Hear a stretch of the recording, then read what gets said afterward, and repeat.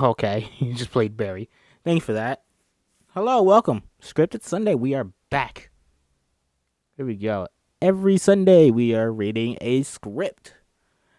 And since it's Halloween tomorrow, I wanted a horror film. And I was gonna do Silent Hill because I was suggesting in the Discord. Shut up, King. Uh, Silent Hill was suggested. I could not find a script. See, so this is the website that I am reading from, Script Slug, and I will show you right now. Very sus, very sus, very sus.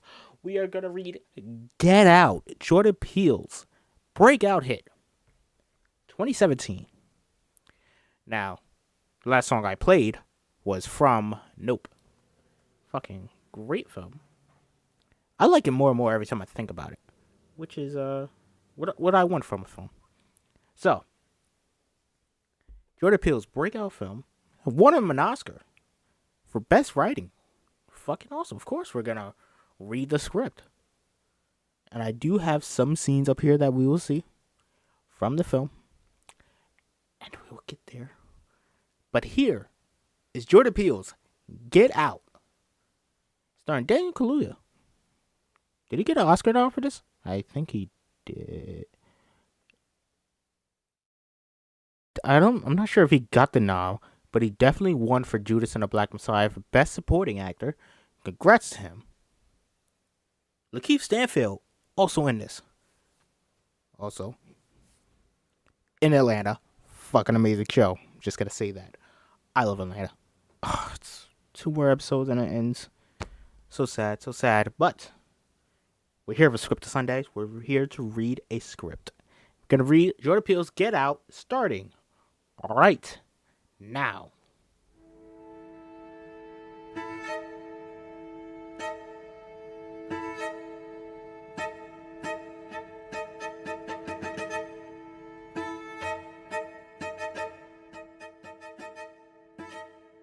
Ooh. Ooh. Now, I never read this script. That was an eerie song. I love that. Great song. This is an eerie script. I've never read this, but let's read this little excerpt from the beginning of the script. I appeal to you, therefore, brothers, by the mercies of God, to present your bodies as living sacrifice, holy and acceptable to God, which is your spiritual worship. Do not be conformed to this world, but be transformed by the renewal of your mind, that by testing you may discern what is the will of God, what is good and acceptable and perfect. Romans 12, 1 and 2. Ooh. Okay, okay. See, now that is a very good introduction. Sorry. A very good introduction. It really sets up the film. The film. I'm not sure if it's a twist. Is it a twist? How many of you guys? I'm not sure. Have you guys seen this film? I hope you have. It's a fucking great film. I need to watch it again. So this kind of sets it up. But let's get into it. I haven't seen this film in a bit, so I'm just gonna play songs that I feel like they will probably fit at this point. So,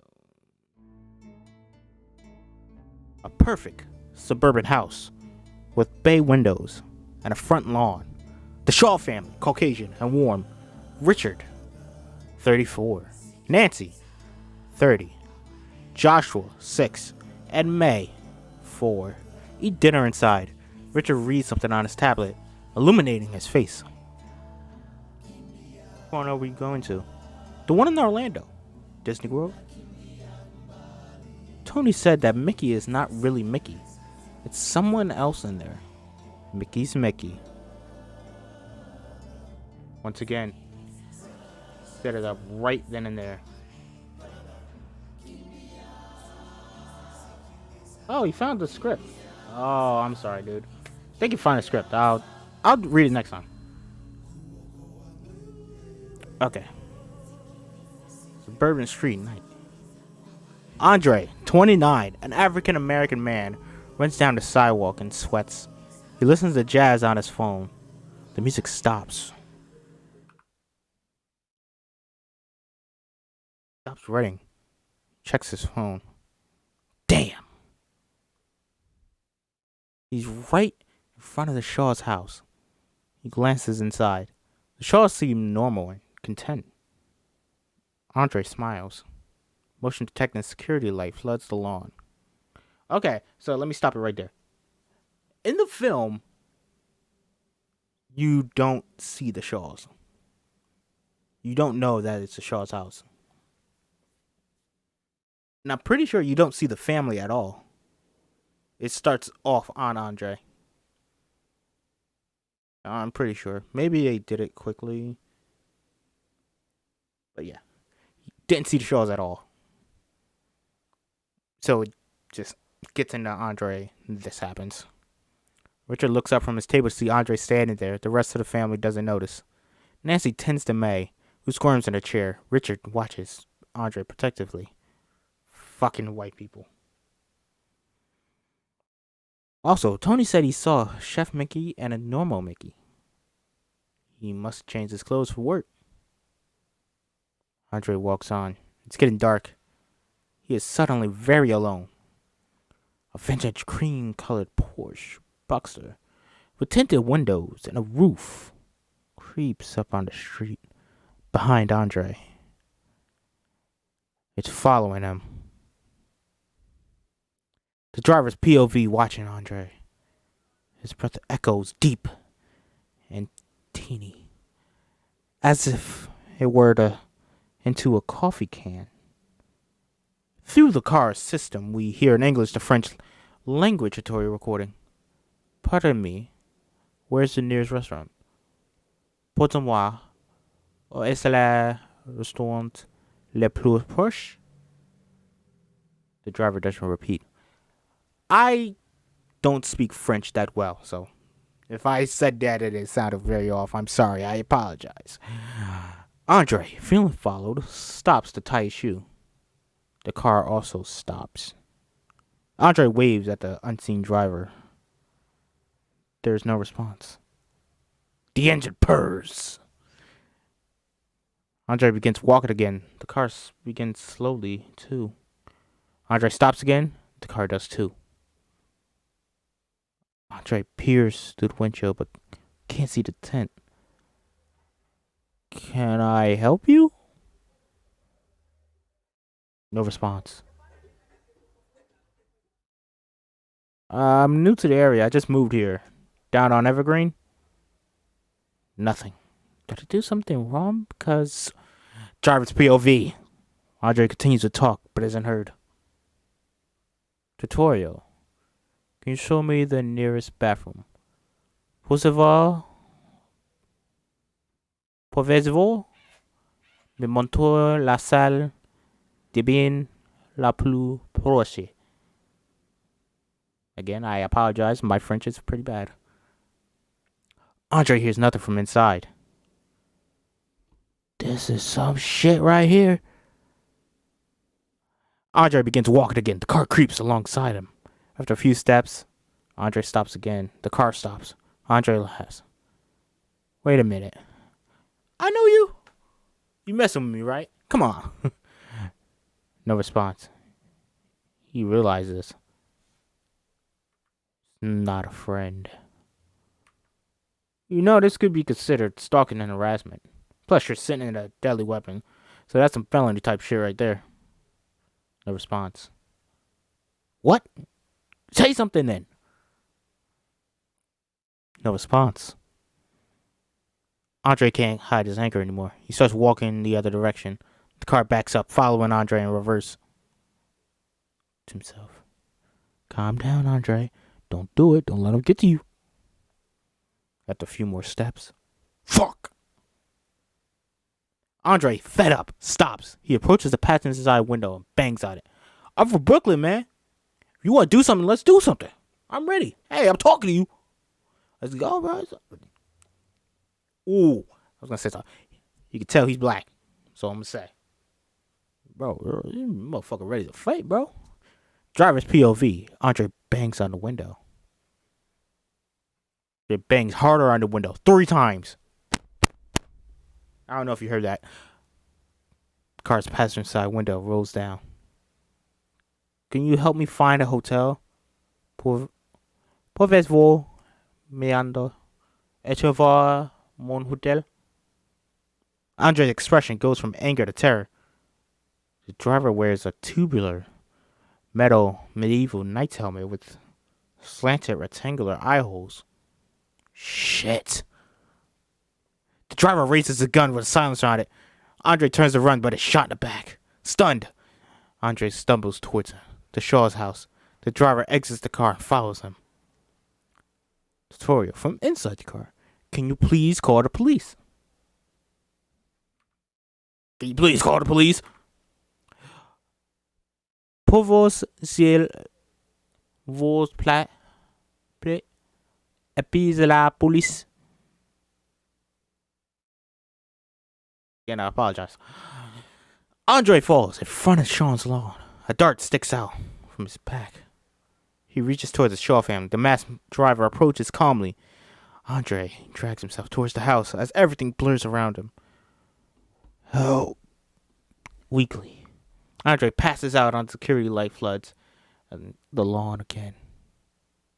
Andre passes out as the security light floods the lawn again.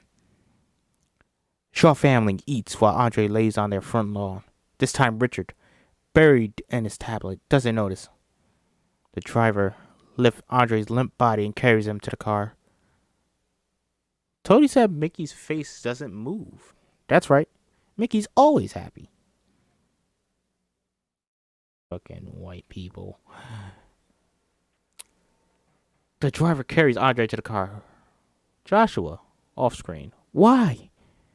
Because he hasn't aged in 100 years.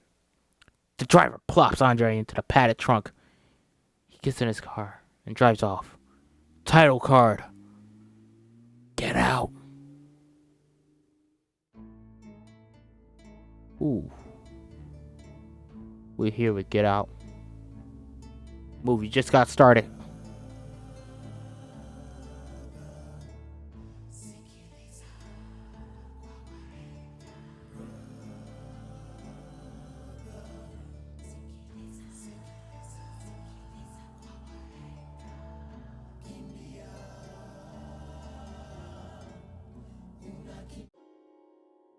The sun rises over the city.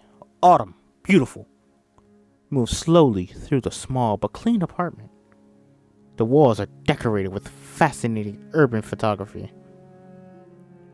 Chris Washington, 26, a handsome African-American man, trusts the medicine cabinet. He's shirtless, naturally athletic. He scrutinizes his reflection with a touch of vanity. Rose Armitage, 28, Caucasian, brunette with freckles. Cool and beautiful like an old summer camp crush. Ooh. Rose looks at the pastries through the glass. She can't help but smile. Chris spreads shaving cream onto his face and shaves. He postures a little, then nicks himself on the neck. He smirks. Deserve that. I need to shave as well, man. Damn. Chris, clothed, looks out the window through the professional camera. Ooh. He flips through some striking urban images on a digital display, much like the ones framed around his apartment. He is a very talented photographer. Sid, a small black dog, watches him. The buzzer rings. Ooh. Chris opens the door. Rose stands outside the apartment with her hands full. She has 2 coffees and 2 bags of pastries. Chris smirks. I couldn't decide. He takes the coffee tray and pulls her inside. They kiss. Ooh. Very beautiful, very lovely. Rose and Chris have coffee and sweets by the window. The small mound of pastries sits on the coffee table. Sid lays on her lap. She strokes him. It's a perfect morning. Poor thing. Do you even pet him? Are you kidding me? You not hear that dog gets the best fucking pets of his life. Bro, I will fucking give that dog the best pets of his life. Give me a dog, man. I want to play with a dog, man. I really want a dog. Alright, back to this. Rose. So how come whenever I come over, he acts like he's been totally neglected? Because he know he's got you wrapped around his little paw. Oh, really? Yeah. Chris picks up her foot sweetly and massages it. She melts. Chris packs a small bag of luggage. Rose lays on the bed. Toothbrush. Deodorant. Check. Check. Chris puts a cigarette in his mouth. Rose pops up and grabs a cigarette from his mouth and breaks it. Chris tries to feign that's a big word. Inclusiveness, but is amused. I'm not gonna have one the whole weekend. You quit, remember? I'm nervous. Why? They're gonna love you. Yeah, how you know?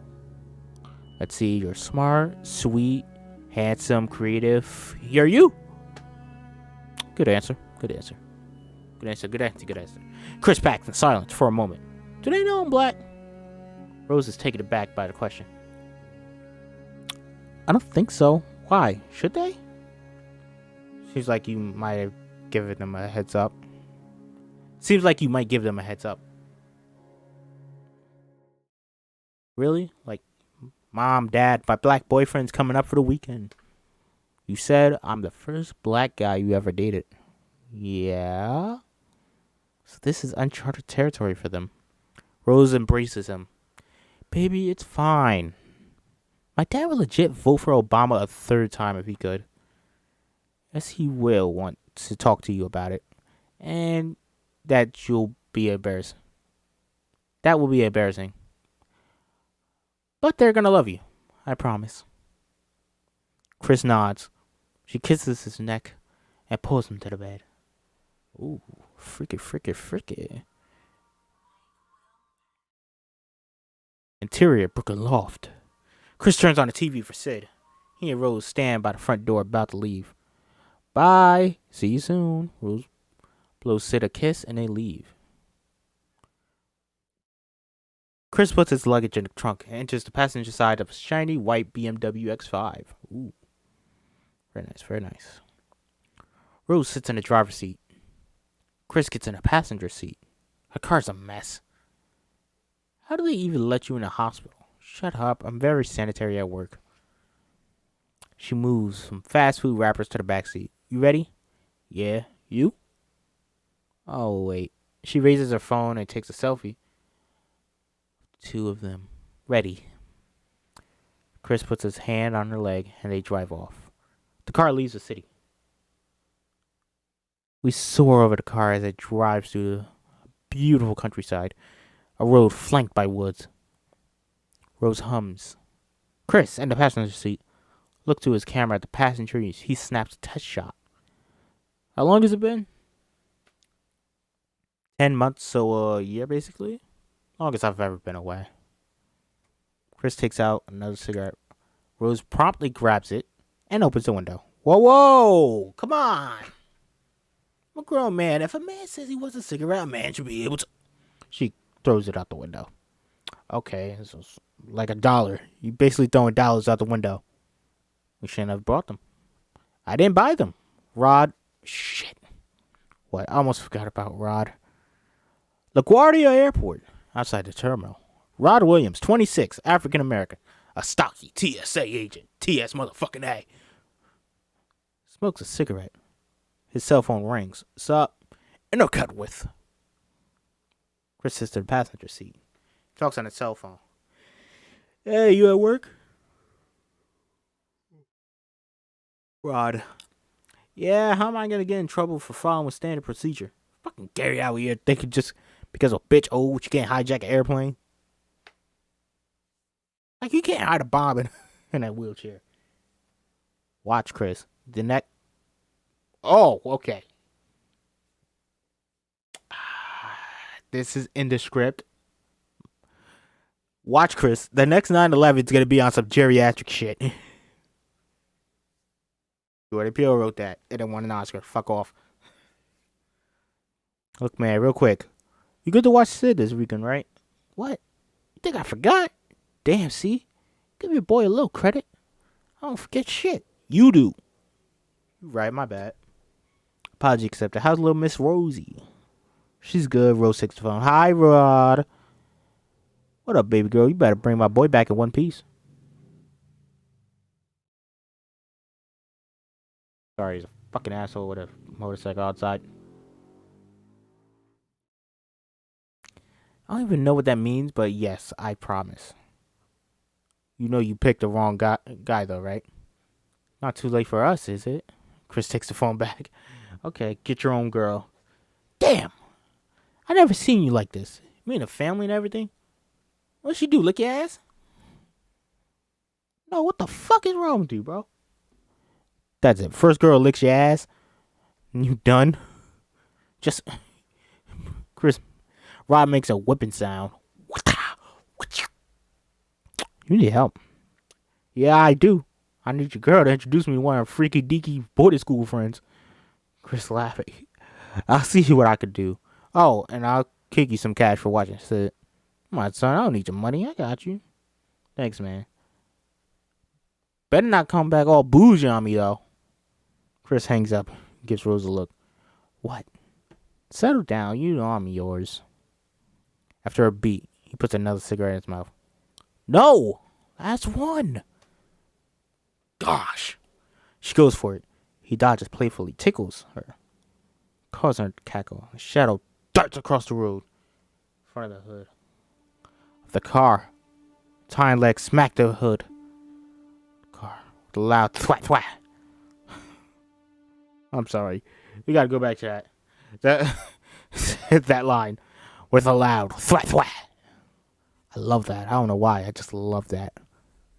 Loud thwack thwack. It's propelled into the woods. An awkward angle. A car screeches to a halt. Chris and Rose breathe hard for a few minutes of shock. Fuck! You okay? Yeah. You? Yeah, that scared the shit out of me. Fucking real road. Continuous. Rose gets out of her car and inspects the damage. Chris gets out as well. A small bloody dent in the hood. Fuck! Chris looks back in the direction of the collision. Stay here. What are you doing? I don't know. See if it's okay? Chris walks a few more steps and stops. He rethinks. Maybe it's gone. A grotto, almost human moan of pain comes from the woods behind them. They watch the woods in horror. Chris walks back towards the haunting wail. It stops. Chris? Motion for Rose to stay. Keeps walking towards the thicket, about 60 feet behind the car. Be careful! Chris gathers his courage. Takes a step toward the thicket. The moan starts again. Much louder and closer than Chris realized. He's startled. Chris peers through the bushes. The deer lays there, gasping for breath, watching him with black wet eye. Chris is transfixed. Do you see it? Chris snaps to. He nods, takes out his phone. Cop car is now pulled up to where the deer was hit. Officer Frosty, Caucasian, 33, stands near the deer. Another officer, Officer Crow, 40, Caucasian, with a patronizing smirk, stands by the driver's side window of Rose's car, which Rose and Chris are both back in. So in the future, number to call is Animal Control Services. Rose doesn't like the way he's looking at them. Right, that makes sense. You two coming up from the city? Yeah. What brings you up? I'm from here. The Lake Partico area. We're going home. You got a driver's license? To Chris. Oh, yeah. Chris gives Rose a C look as he gets his license. I mean, I don't have a driver's license. I have a state ID. I was driving, Rose says. I didn't ask who was driving. I asked him for his ID. My boyfriend shouldn't have to show you his ID because he hasn't done anything wrong. Ma'am, anytime there's an incident... No, fuck that! Baby, it's okay. It's bullshit, and you know it. There's a tense silence.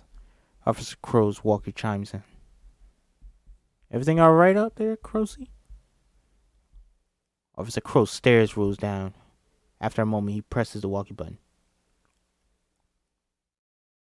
Yeah, I'm all good. He hands Chris his ID. You guys be careful. Row, day. The car winds through a thickly wooded area.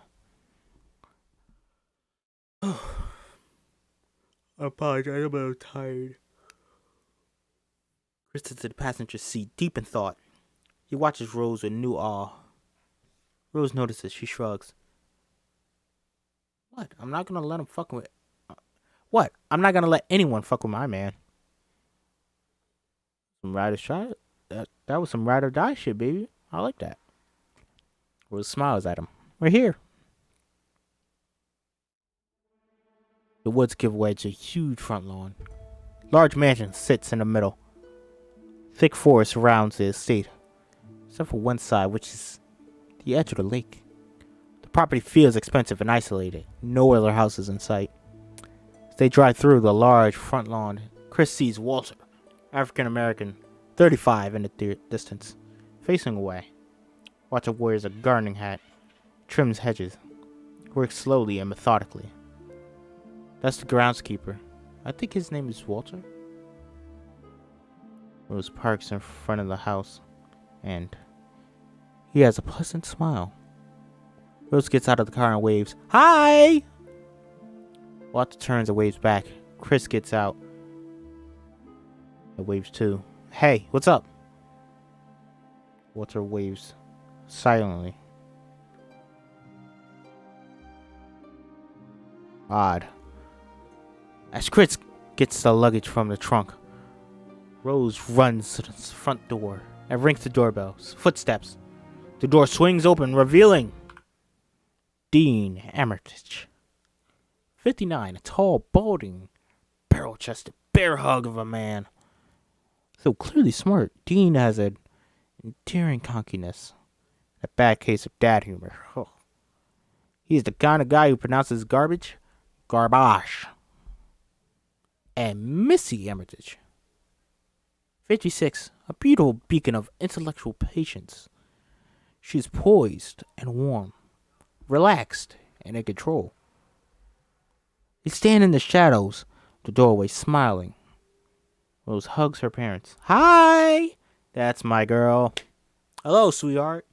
I miss you guys. We miss you, Roro. Chris approaches with the bags. Hi. Chris, these are my parents. Mom, Dad, this is Chris. Chris. Good to finally meet you. He holds his hand out. Mr. Armitage will do. Sure.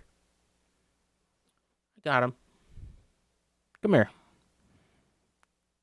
Dean grabs Chris's arm and pulls Chris in tight. Call me Dean. We hug around here, fella. You know he didn't want to say fella. That motherfucker wanted to say something else. All right. My wife, Missy. Heard so much about you guys. Missy holds Chris' shoulders and examines his face and chest. Yes, you'll do just fine. So handsome. Can we get inside before you guys start embarrassing me? Of course. Come inside. Make yourself at home. I'm fine with the embarrassing, by the way. Go ahead. Missy and Dean laugh. The four enter the house. Missy shuts the door behind them. Outside, Walter watches. As his smile fades away, he slowly turns. Goes back to work.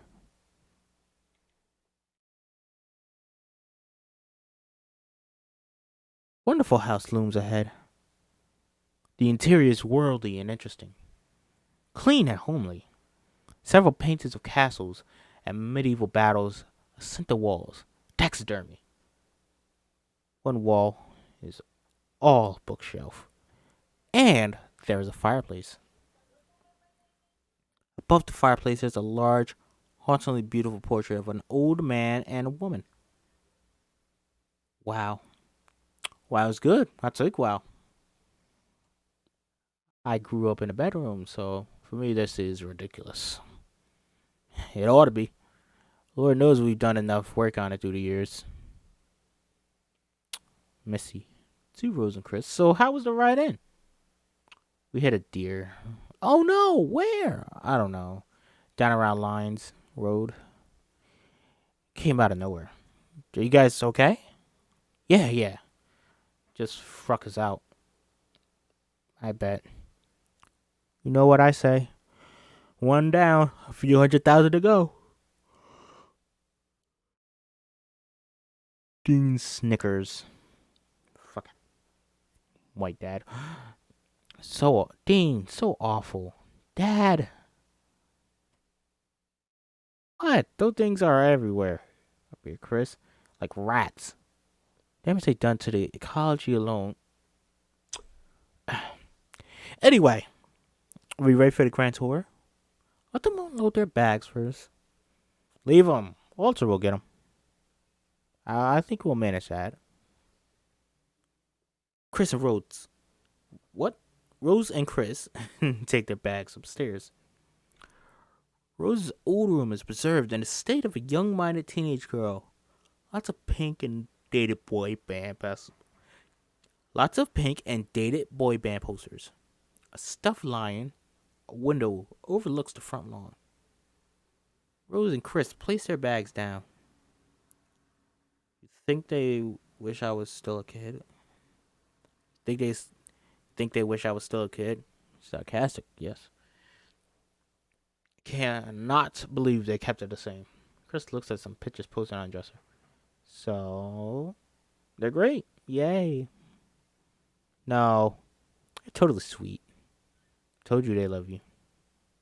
Sees a picture of Rose in high school on stage with production of The Crucible. What? Is that you? The Crucible. I was Abigail. I didn't know you acted. There's a lot you don't know about me. Got a fucking muffler, cunt. Sorry. Rose grabs Chris by the belt and pulls him to the bed on top of her. They kiss. She goes for his fly. Ooh. What about the tour? The tour? Are you serious? We just got here. I don't want to be disrespectful. Who gives a fuck? Be disrespectful. He stops her. I'm serious. Later. No pussy, no dick. Dean and Chris walk. Look at the pictures on the wall. Rose and Missy catch up in the living room. Frankenstein's monster. Only pieces of the original structure remain. I like to think the soul is intact, though.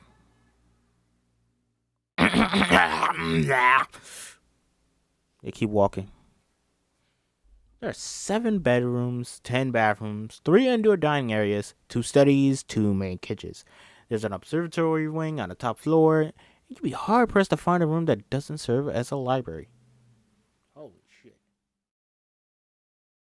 Woo. Chris zones in on a photograph taken in the 90s in front of the Armitage house. Dean and Missy are younger, and Rose, her brother Jeremy, are kids. That's Jeremy, Rose's brother. He's in med school. I've heard stories. He went through a couple dark spots, but he came out the other side. You'll meet him later. Oh, cool. Dean points out the older couple in the picture. Same from the portrait in the living room. Grandpa and Grandma. Mother and father lived here until the end. They died a few years ago now. Passed away within weeks of each other. I hear that happens a lot. Love is a powerful thing. They moved down the hallway to a black and white framed picture of a 25-year-old man posing in the starting position for a race. My dad was a runner. A good runner. Great sprinter. Oh, in fact, you might find this interesting. He was just beat out by Jesse Owens in a qualifying round for the 36 Olympics in Berlin. That's the one where Owens won in front of Hitler. You know your history. Not really. That one always just stood out in my mind. Of course, one of those perfect moments. There's Hitler on his high horse with his perfect Aryan race. Here comes this black guy to prove him wrong on the world stage. What a moment. Yeah, tough break for your father, though. He almost got over it. Dean winks. Guys, I do have scare alerts on, and they turned all the way up. So during a very tense moment of the script, you guys can play that, and you can scare the shit out of me. Okay, this is what this is for. This is a horror script, so we're just getting into the story. We're getting into it, easing into it. So I'm gonna run an ad real quick. Ooh, hope you guys are enjoying. Hope you guys have seen this movie. It's a good one. Quite enjoy it. I'm learning a little bit from this, and I hope you guys are as well.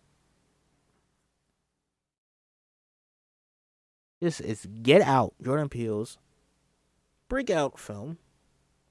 His first of three. Out came out and not Out. What the fuck am I talking about? Us. Us came out in 2019, I believe. I didn't like that one as much. I liked about the first half. And then Nope came out in 2022. Fucking great. Loved it. I was like, oh, this is good. Then I think about it more. And yeah. All right.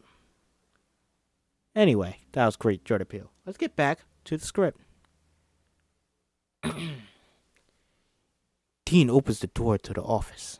He and Chris stand outside the door as Dean reaches in to turn on the lights. In front of the desk, two comfortable looking chairs face each other. Books lined to the wall are stacked everywhere. Dean and Chris don't enter.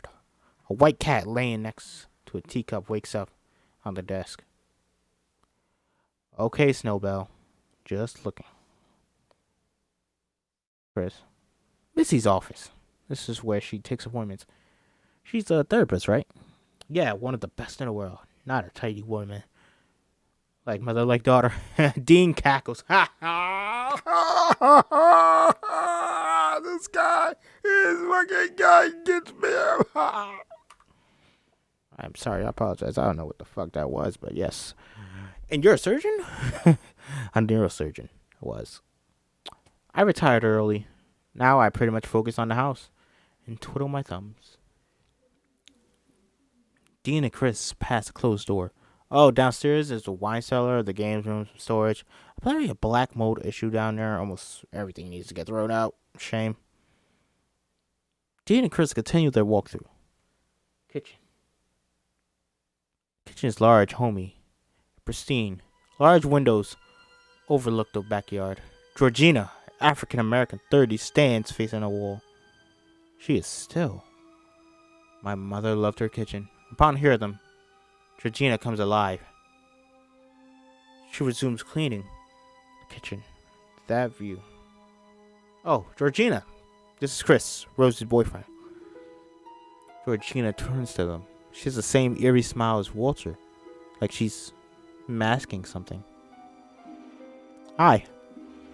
Hello. Aha! But now for the piece de resistance.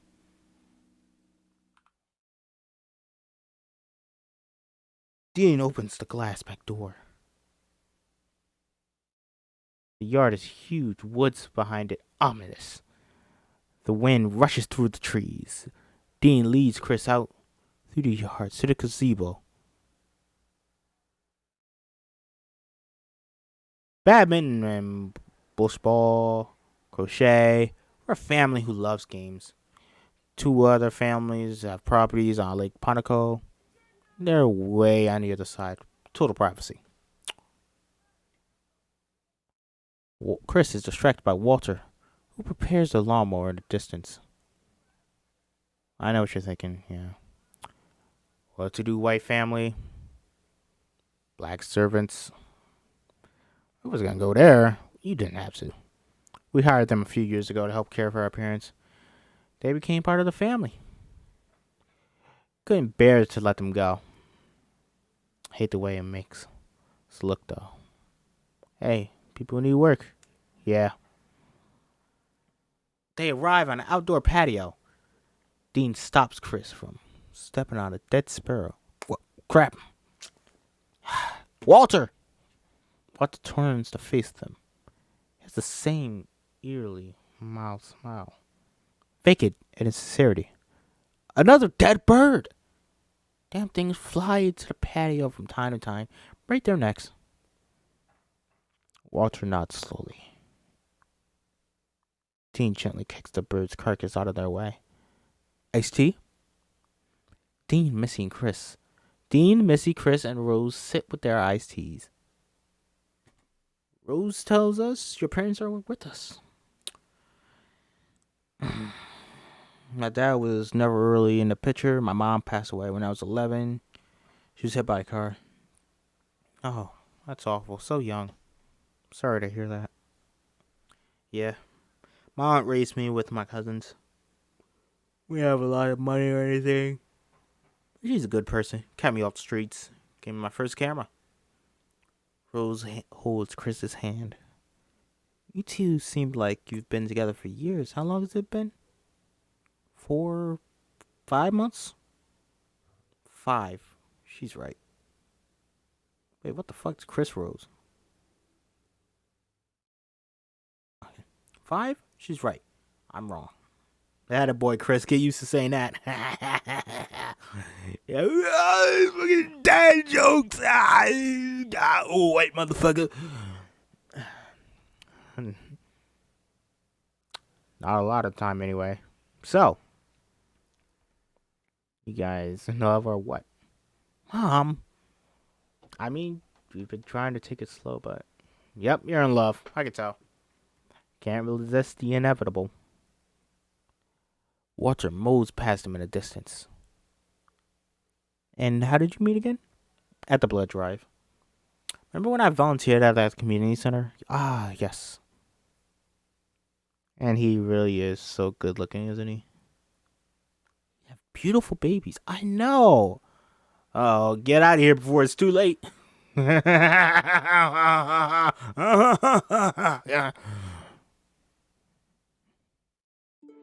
Now, all you have to do is just quit smoking. Oh no, a smoker? We're just beginning to like you. No, I'm quitting. You have Missy take care of that for you. Oh God. Ow, hypnosis works like a charm. Missy watches Chris' reaction intently. He's uncomfortable. Oh. I thought the whole thing was BS too. I smoked for 20 years. It puts me under once. Now the sight of a cigarette makes me want to vomit.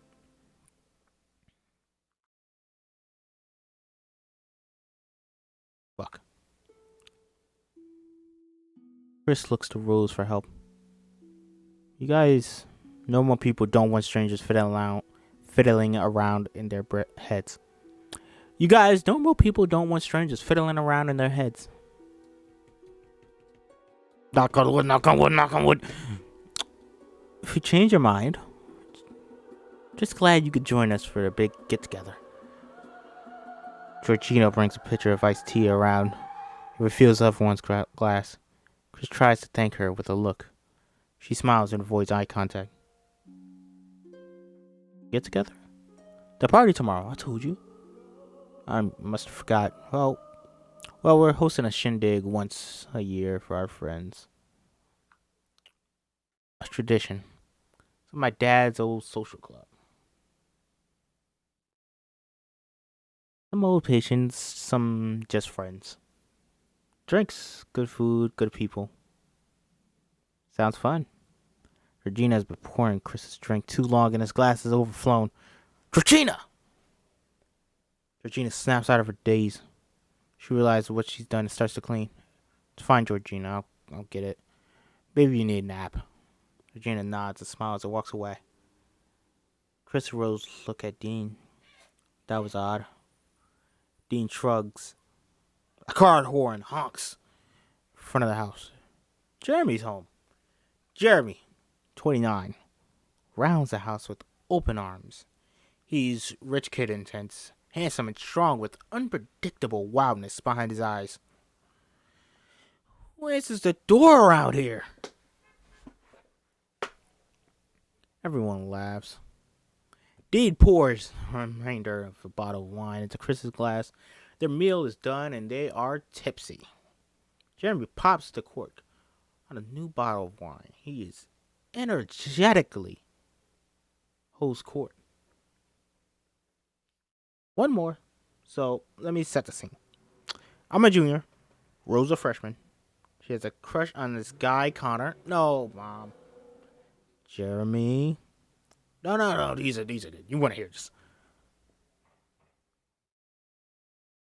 Manners, Rose. Give the guest what he wants.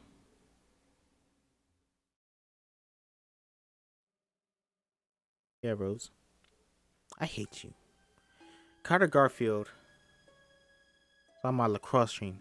Huge guy, like 6'3", crazy. Just like Looney Tunes, right? He had thrown a party. You did. I think my parents were in Greece or something. We had gotten into the liquor cabinet. We're all shit-faced. No, you weren't, were you? We put water in the bottles. You wouldn't know. Let me finish. Okay, so I'm upstairs in my parents' bathroom hooking up with Jenny Richardson. Hottest girl in our class. Ugh. You realize you're coming off like a total douche right now, right? Thanks. All of a sudden, Connor starts banging on the bathroom door, right? I open it, he's got blood gushing out of his mouth. He's screaming, your sister bit my tongue off. Oh, what? Sure enough, there's a centimeter of tug meat missing right there. Ugh. Jeremy demonstrates. Chris winces. Chris rules. Ah, you bit him? He cornered me and I shoved his. He cornered me and shoved his tongue in my mouth. So yeah, damn, it's badass, babe. I'm going to see how dessert's coming along. Maybe we can change the conversation to something a little lighter. Yeah, great story. Thanks for making it totally uncomfortable. Missy walks out of the dining room. He walks out of the dining room into the kitchen. The door swings open. Chris gets another glimpse of Georgina, who stands in the kitchen, knife, and wears an intense, wicked little smile. The door swings shut. Okay, new subject. Chris? Yanks or Mets?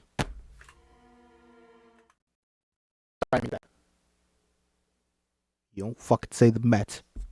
You don't say the goddamn Mets. Fuck the Yankees. Sorry.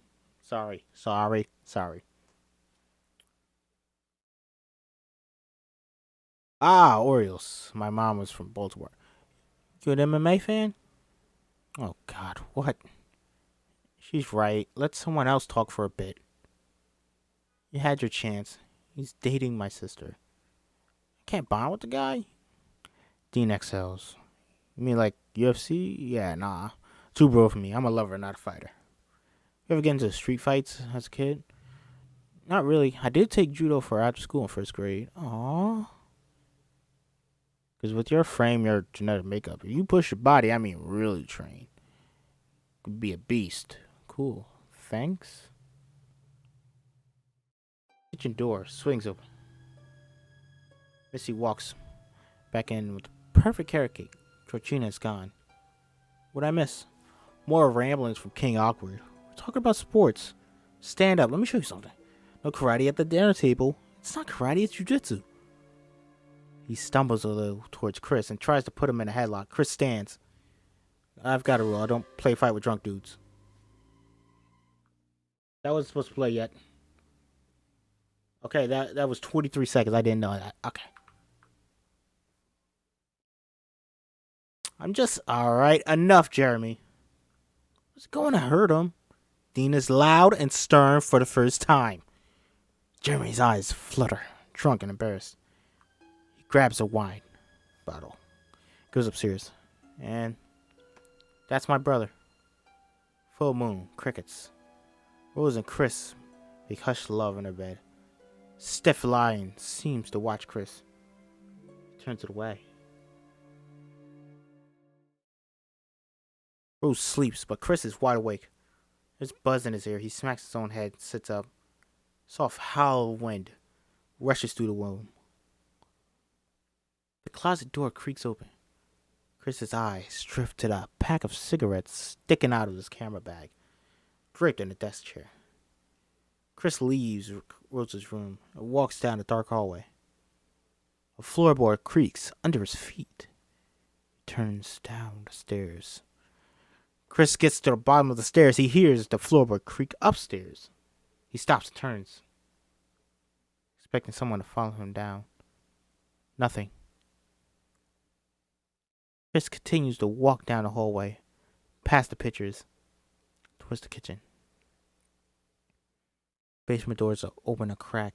Chris peers into it curiously. A stairwell leads down to pitch darkness. Chris shuts the door. A figure now stands at the end of the hallway behind him. He doesn't notice. Just keeps going into. Chris walks through the kitchen. He bumps to a bar chair, moving it slightly. He keeps walking. Oh no, I thought I heard something. Oh, okay. He keeps walking. He continues out of the slide back toward the house. Chris steps out the back door, takes a cigarette out. Chris looks into the vast night around him. The crickets are deafening. Suddenly, something darts fast across the yard at a distance.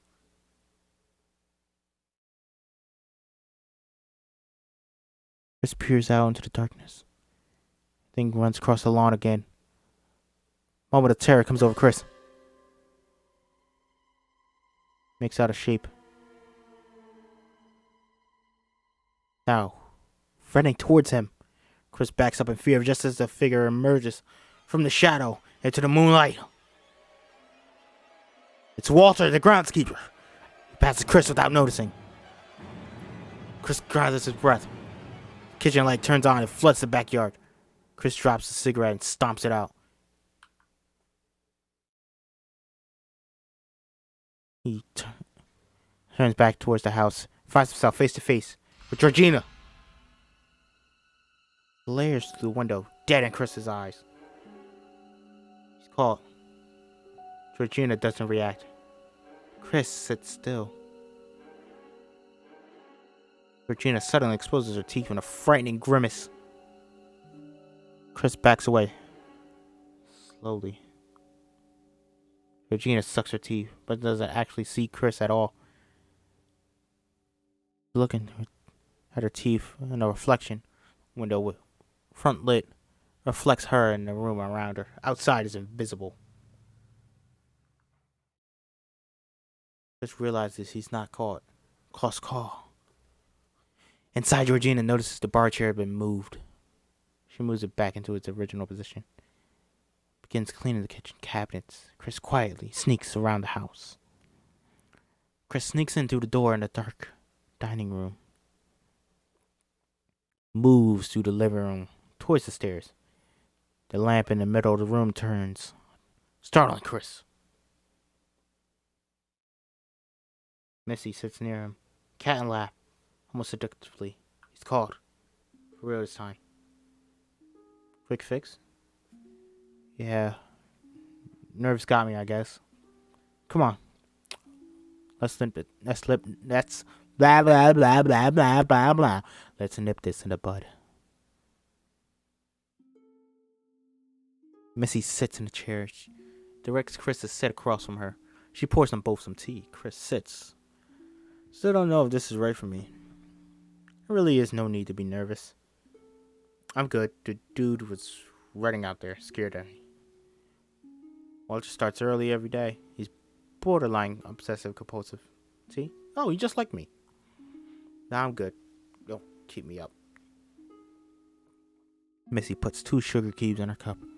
Because of her slowly clinking the spoon softly, rhythmically against the sides of the cup. Ting ting, ting ting. How's the bed? Good? Yeah. Comfortable enough? It's perfect, thanks. Enough sheets? Yup. Ting ting. Ting ting. So how does this work? Are you going to swing a pocket watch in front of my face? Watch a lot of television? Now, you're feeling very sleepy. They share a smile. We do use focal points sometimes. Just about any object or simple motion can guide someone. State of heightened suggestibility. Heightened suggestibility. Okay. Where do we start? Your childhood. Yeah, memory sucks. Ting ting. Ting ting. Wounds get locked in your heart. They fester and grow into ugly little things like depression and addiction. But they're all in there somewhere. All we need to do is find the key. Ting tang. Ting tang. The world around Chris slowly goes out of focus. Guess that makes me quit. Wait. Has it started? We're going to put you back into a place that might be comfortable for you. Your mother's death, to be specific. Were you there when she was hit? I was home. I was watching TV. Let's go back there. Hear this place. Let the vibrations rush through your body and ears. Hear it. Find it. Tell me when you find it. Sound of rain against the window slowly fades up. Along the muffled sounds of a sitcom on TV. Okay. Yeah. I found it. Ting ting. Ting ting. Good. How did you find out she died? I knew it. She was never late after work. When she didn't come home, I just knew something was wrong. Good. Now touch. Feel your surroundings. Feel every part of your body. What you touch, feel it. Find it. Tell me when you find it. Then 11-year-old Chris scratches the bedpost nervously. Tell me when you found it. I found it. Toes brush the carpet.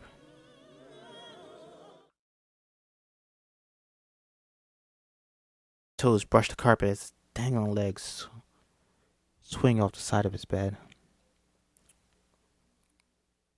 His feet try to swing, but they're too long. He scratches the arms of the chair in Missy's office.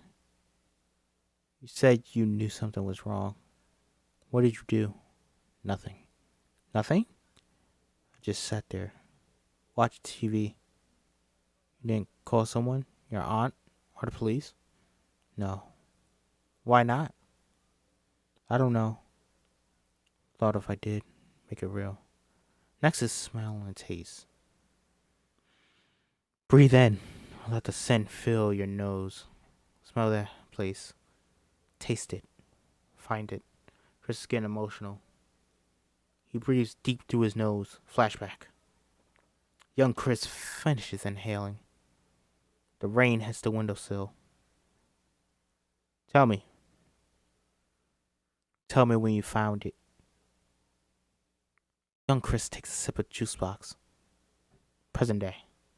26-year-old Chris sips from an invisible straw. I found it. Good. Now lastly, you must see it. Let the light flood into your eyes. Every color, every detail. See it. See it. Find it. His eyelids flutter. Continues to scratch the armchair. Ting tang. Ting tang. 11-year-old Chris scratches through the wood on his bed. Splintering the wood. He watches TV from his bed next to some action figures. Tell me when. 11-year-old Chris nods. Ting tang. Ting tang. Present day. Chris nods and cries. Found it. Think it was your fault? Chris nods. Ting ting. Ting ting. I want you to feel that fear again, Chris. I don't want to. It's okay. I'm here. Chris trembles anxiously. Are you afraid now? Paralyzed like that day? He nods. Her empathetic expression turns into a sick smile. Good. Now sink into the floor. Wait, sink. Now! Ting ting. Chris' hand is compulsively scratched open the arm of the chair. His hand stops. His mouth drops. Eyes open, frozen. Ting ting. 11-year-old Chris falls through the bed and floor. Terror. Chris, 26 again, breathes fast, but falls in slow motion through darkness, as if through the water. Ting ting, ting ting. He flails towards a pitch black abyss. He's illuminated by the fading blue flicker of a large, downward facing TV-like screen. On it, Missy sits speaking to him, clinking her teacup. Voices everywhere. Good. Good. Sink. Sink. His body sits in the chair, motionless. He can't move. His eyes are wide, staring straight at Missy. Spelled straight wrong, but Chris continues to fall slowly, backwards. Missy approaches on the screen above him. Shows what his eyes are seeing. No, please. I'm done. Bring me back. Please. There's no response. Chris cries. Eventually slows down and comes to a stop. He lands feet first on the soft ground. Place sounds like it's crawling with insects. He looks up. Still can't see the screen above. But it's far away. Like the mouth of a deep and expansive well. Mrs. Armitage. On a screen, Missy stands. She walks towards Chris's body, looks down on him, through his own eyes. Now, you are in the sunken place. Missy reaches towards the screen and shuts his eyelids. The abyss goes almost completely dark. Now he's alone in the dark. He cries in terror. Chris hears a deep, hulking breathing in the darkness. Something's down here. No response. Bring me back. Bring me back. Bring me back. In the darkness, sounds of hooves crunching on a soft ground approaches. Thunk thunk. Thunk thunk. Bring me back, bring me back, bring me back. Sounds get louder, louder. Thunk thunk. Thunk thunk. An antler thing emerges from the shadow. Its head is that of a deer, but with the flesh stripped off. Mostly its skull exposed. No! Its eyes glow and flicker faint blue in its sockets. It moans a wrong-sounding moan in hateful anguish. It charges Chris. Dunk dunk. Dunk dunk. Dunk dunk. The bloody deer impales Chris on its antlers. They both moan. Interior, Rose's bedroom. Dawn. Chris wakes up. Start in Rose's bed, sweaty and heaving. He's alone and confused. Oh. Bad dream? Headache? The shower runs inside Rose's bathroom. She hums. Ding ding. He's got a message. It's a picture of Rob pretending to pour beer to Sid's mouth. Chris smiles. The batteries are low. He plugs his phone in, puts it on the dresser. It's golden hour. Beautiful. Chris walks through the yard, the edge of the forest, with his camera. Chris keeps walking. He looks through a long zoomed lens into the wilderness. He sees a bird, snaps a picture. He turns to the house. Georgina could be seen through an upstairs window knitting. He raises his camera. She's beautiful. She stands and begins to remove her wig. Then, as if she's aware she's being watched, she turns towards him. Chris turns away. Take a picture in another direction. He glances back at the window. Georgina's gone. Bang! Sparrow slams against the gazebo and falls to the ground, startling Chris. Damn. He turns away and is startled even more by Walter, smiling serenely at him, 50 feet away in the yard. Embarrassed, Chris gathers himself, walks towards Walter. What's up? No response. They working you good out here, huh? Walter's voice is soft and methodical. His eyes remain distant, as though he is looking through what he himself is looking through, Chris. Chilling. There is anger minus pleasantness.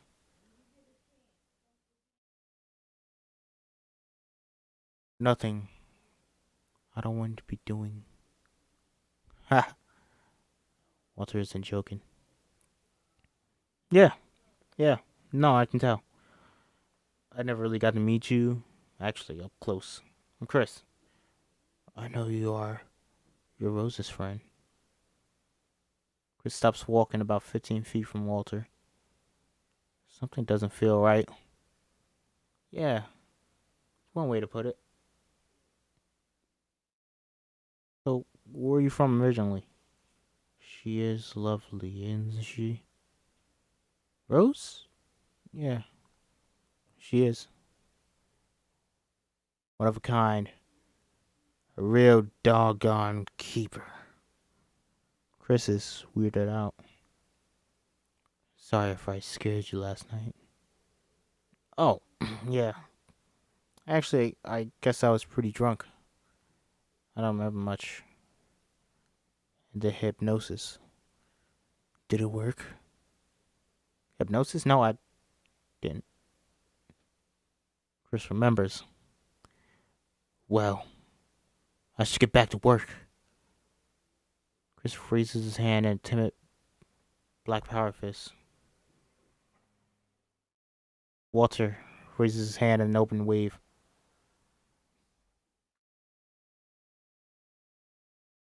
There's another bird. Walter nods. Chris turns and walks to the house. Chris pops a cigarette into his mouth. He's repulsed by the taste of it. Looks at it. More of last night seems to come back. It was his bedroom now. Chris enters as Rose is finished blow drying her hair. He's worked up. Hi, where you been? Out, taking pictures. Hey, so I think your mom hypnotized me last night. Wait, what? I think I snuck out for a smoke. She called me and offered. I don't know. Must have agreed to it because the thing just made me nauseous. Okay, well, that's good, right? Not good. Not good. I could barely remember any of it, even happening. I don't like that. Plus, I had these fucked up dreams. That happened to me too. What did? The nightmares. When I was a kid, she hypnotized me once for stage fright. Had the craziest nightmares. But it worked. She wraps herself in Chris's arms. Chris thinks. What's the deal with the help? Like the iced tea thing? Yeah, that was weird. That, but also the lawnmower guy creeping me the fuck out too. Why? Did he say something? It's not what he says, it's how he says it. You know? Yeah, something about them seems different. Out the window, a car drives onto the front road. Rose hears and looks. They're here. Chris looks as well. I missed this song. Sorry. The chauffeur gets out and opens the backseat passenger door. Well-trained husky service dog exits the car, followed by Jim Hudson, 57. Jim is blind. Slick back hair, gray hair. Bird's eye view, Walter helps direct 12 expensive cars onto the makeshift parking lot on the front yard. Wealthy guests emerge from each one.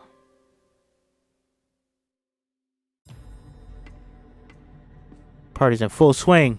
The 30 or so guests mingle excitedly. They're all white except for one Japanese man. Through the kitchen window, Georgina fixes food and helps occupy 4 white children by helping them make hors d'oeuvres. Chris and Rose get a drink at the bar. Rose and Chris. Maybe that's some. Oh no, it's not. They walk through the party. Missy mingles with some guests. She makes eye contact with Chris and winks. The Rose are stopped by Gordon Green, 68, and his wife Emily Green, 67. Gordon's a cute man with a cane. Impish excitement. Emily is pretty and bird-like. They watch Chris intently, a smile from ear to ear. Gordon shakes Chris's hand thoroughly. Nice to meet you, Chris. Nice to meet you indeed. Good grip. Thanks, you too. You ever play golf? Once, actually, a few years ago. It was very good. Gordon was a professional golfer in it for years. Oh, no kidding. Can't quite swing the hips like I used to, though. You know, I met Tiger. It was in Chris Shera's subtle smirk. Wow, that's great. Cool. Gordon loves Tiger. Best I've ever seen, ever, hands down. Let's see your form. I could barely hit the thing. Show me. Chris does. If I knew what I know now at your age, now then I could really play. Kind of a waste of time. Travel though. They laugh.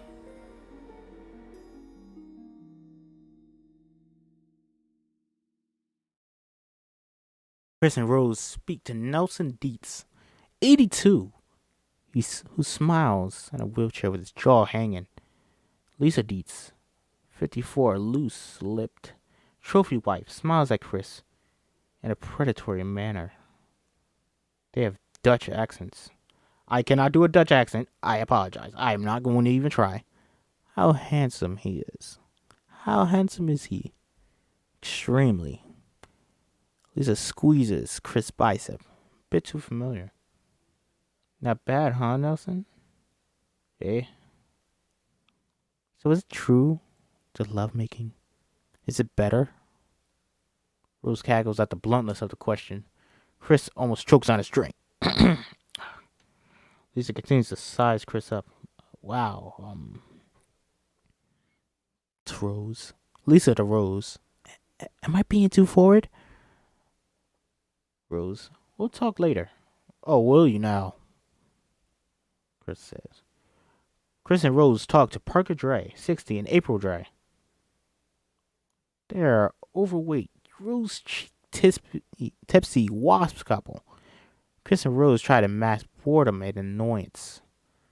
Who even cares about skin color? My God. Right, I mean, the world cares, April. But it's not a question of physical superiority. It's what skin color is more culturally advantageous. As Parker drones on, Chris looks around the party. Dean schmozzes animatedly with 2 couples. He quickly scans the party, finds Chris, and points him out. The 2 couples wave and smile giddily. They had all just been talking about him. Chris pretends not to see this. Advantageous? Suddenly, Chris sees another black guy walking through the crowd. Relief. It's Andre, the jogger from the first scene. But he's very different before.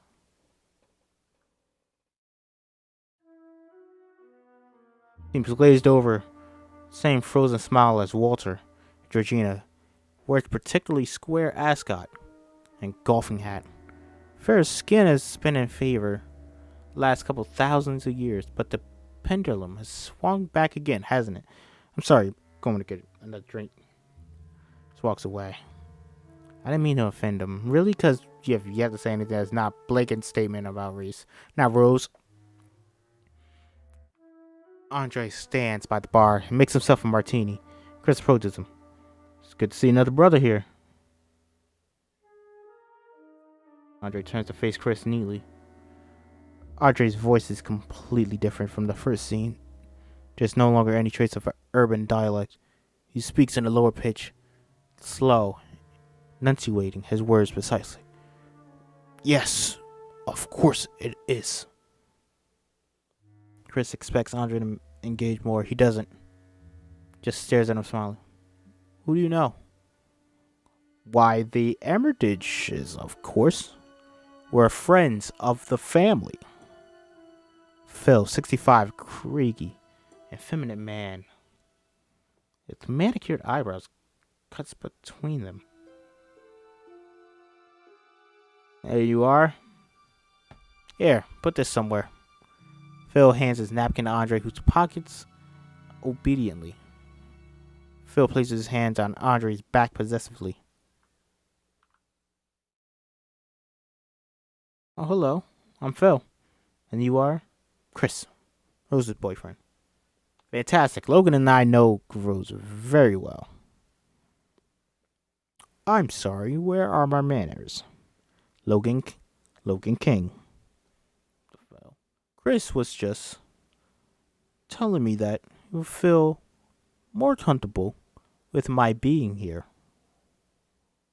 Ugh, I hate speaking like a white boy. Not a white boy, a white man. Speaking like a white man. Chris is let down. Andre isn't what he had hoped. That's nice, Logan. But I hate to tear you away, dear. But the Wincotts were asking about you. Andre, Logan. Ah, well, it was nice meeting you, Chris. Sure.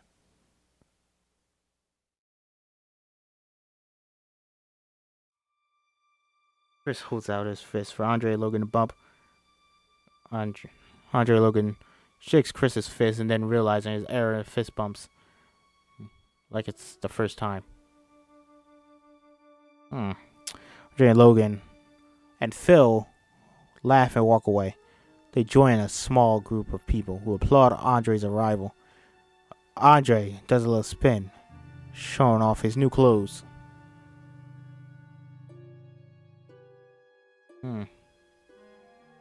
Chris comes back to Rose. He's more creeped out and agitated.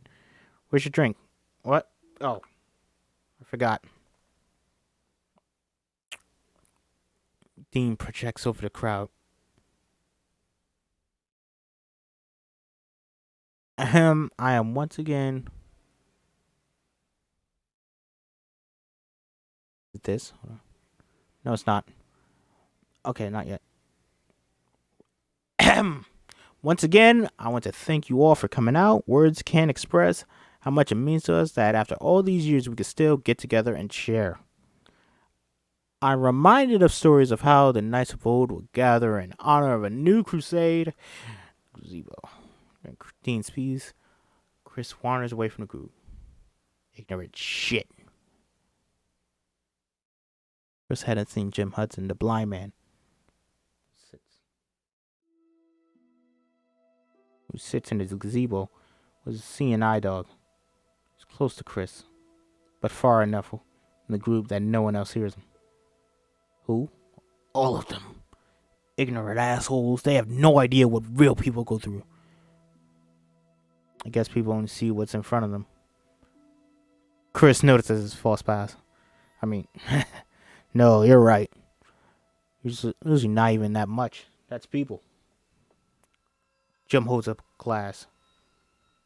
Chris fist bumps the glass. Jim Hudson. Chris, I know who you are. I'm an admirer of your work. You have a great eye. Wait, Jim Hudson of Hudson Galleries? Jim smiles. The irony of being a blind art dealer isn't lost on me. How do you do it? I have an assistant describe work to me. You've got something.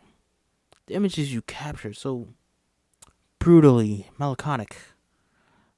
Powerful stuff. Thank you. Yeah, I just like finding the beauty in abandoned things. I used to dabble myself. Wilderness mostly. I submitted to I submitted to Nat Geo 14 times before realizing I didn't have the eye for it.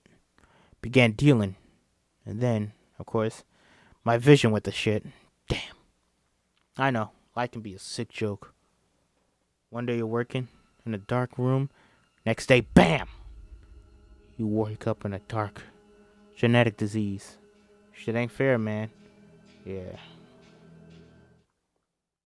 Jeremy comes over with his preppy friend Derek. Chris, we need you. Yeah, sure. Nice to meet you. Stop by the gallery sometime. The time you had a solo show. Really? Wow, okay. Thank you. That'll be a game changer. I think we could do wonderful things together. Ooh, oh, okay. We got another one. Wow. Alright. Chris and Rose play badminton against Jeremy and Derek. Gaggle. Party guests watch. Entertain. Chris is actually having fun. He swings big but misses the shuttlecock. Ah, come on. You can do better than that. Not my game. What can I say? Yeah, I see that. Shut up, Jeremy. Just saying, if your boy wasn't gonna bring his A game, we might as well bring mom up here. Whoa, whoa, whoa, okay. Now we talk smack, huh? Chris says the shuttle. Chris shoves the shuttlecock hard. Boy, if I had a nickel. The following rally is long, captivating the crowd. Chris ends it with an impressive diving swat. Jack misses the return, and the crowd goes wild. Chris throws his arms up in celebration. Boom! Yeah, baby. See, that's what I'm talking about. Okay, again. Chris is about to surf. He scans the crowd for beaming faces. Everyone's rooting for Chris. They love him. Chris scans the crowd. It's too much. Hold up. Here. Where are you? I'm going to go to the bathroom. Chris gives his racket to Gordon Green. Chris walks through the kitchen. Slips past several small groups of guests mingling. Goes upstairs to the second floor. As soon as you're out of the sight earshot, the mingling gets stopped mid-conversation. Everyone in the room waits and listens to Chris's footsteps above. It's now clear that the conversations have been fake. They are all hanging on Chris's actions. Chris walks towards Rose's room. Chris exits the bathroom. In Rose's room, the bed is made. He picks his phone up from the dresser. It's unplugged and out of batteries. That's odd. Plugs it in again. There's a creak down the hall. Chris leaves Rose's room. A door at the end of the hallway is crack open. Chris slowly walks down the hall and peers inside. A couple of cross trophies and one for jujitsu. Jeremy's room. Movement inside. Georgina making the bed. The door creaks, alerting her of his presence. She turns. Slowly. Before she sees him, he walks quickly back to Rose's room, just as she comes upstairs. Hey, you okay?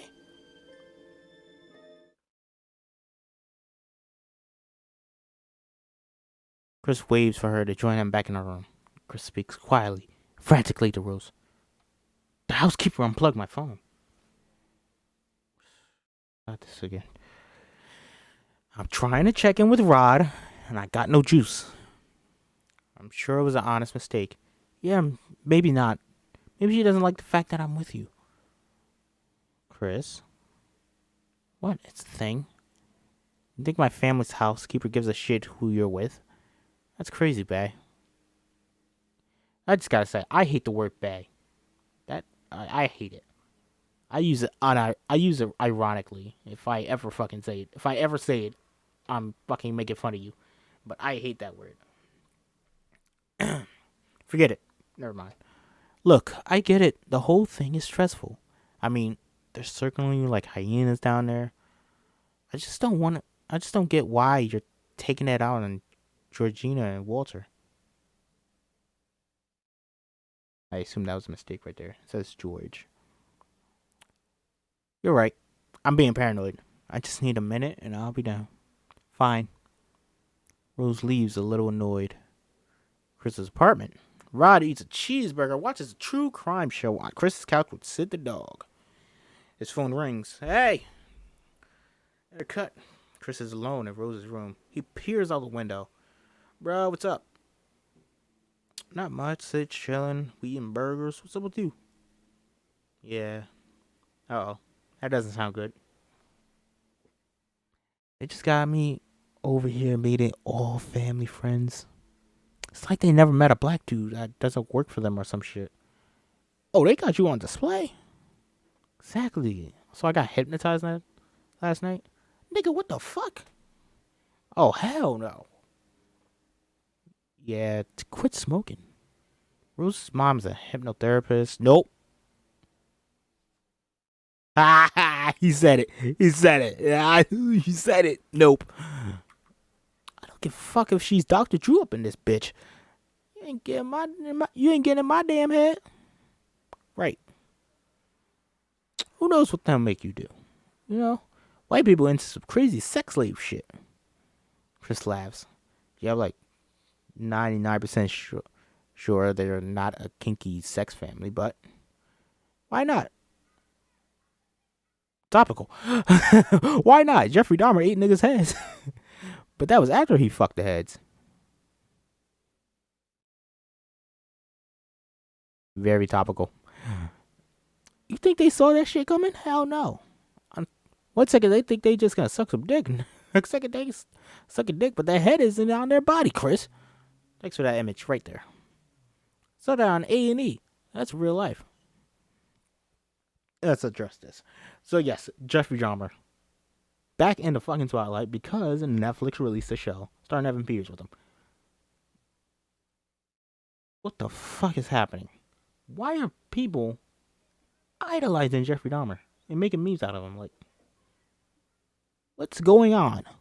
Why are people so invested and swept up by a serial killer? It's not like guy hasn't popped up before and got a movie out of him. He had a movie a few years ago. Now it's like sweep a nation. Now people are dressing up as him. Very fucked up. People, I saw people on TikTok say, "Oh, Jeffrey Dahmer was like a tourist, so he wasn't that good." Like, oh, that's the reason why he's not that good. Oh shit. Sorry, a little bit of a tangent there. Yeah, back to this. It's the black people out there. It's the black people out here. That's the weirdest. The help, it's like they're possessed or hypnotized. Ha ha. I'm just connecting the dots you're presenting me with. The mob putting traces on niggas and fucking them. It's clear as day. That's fucked up. She hot? What's fucked up is you're the first line of defense against terrorism. This is good shit though. Oh, and the other black guest is like the whitest, most dude at the party. I mean, bro, if you could see what this dude was wearing, send me a picture. You're a photographer. We documenting this shit. All right, I'll try. Hey, yo, don't say I didn't warn you, because my ass sure as hell ain't coming up to the country to save you from no fucking witch coven. Unless the mom's hot. She hot? Thanks, Rod. Bye. Chris hangs up and brings his phone with him. He opens the door. Georgina stands right outside it. Eerie smile. Chris is startled. Hello?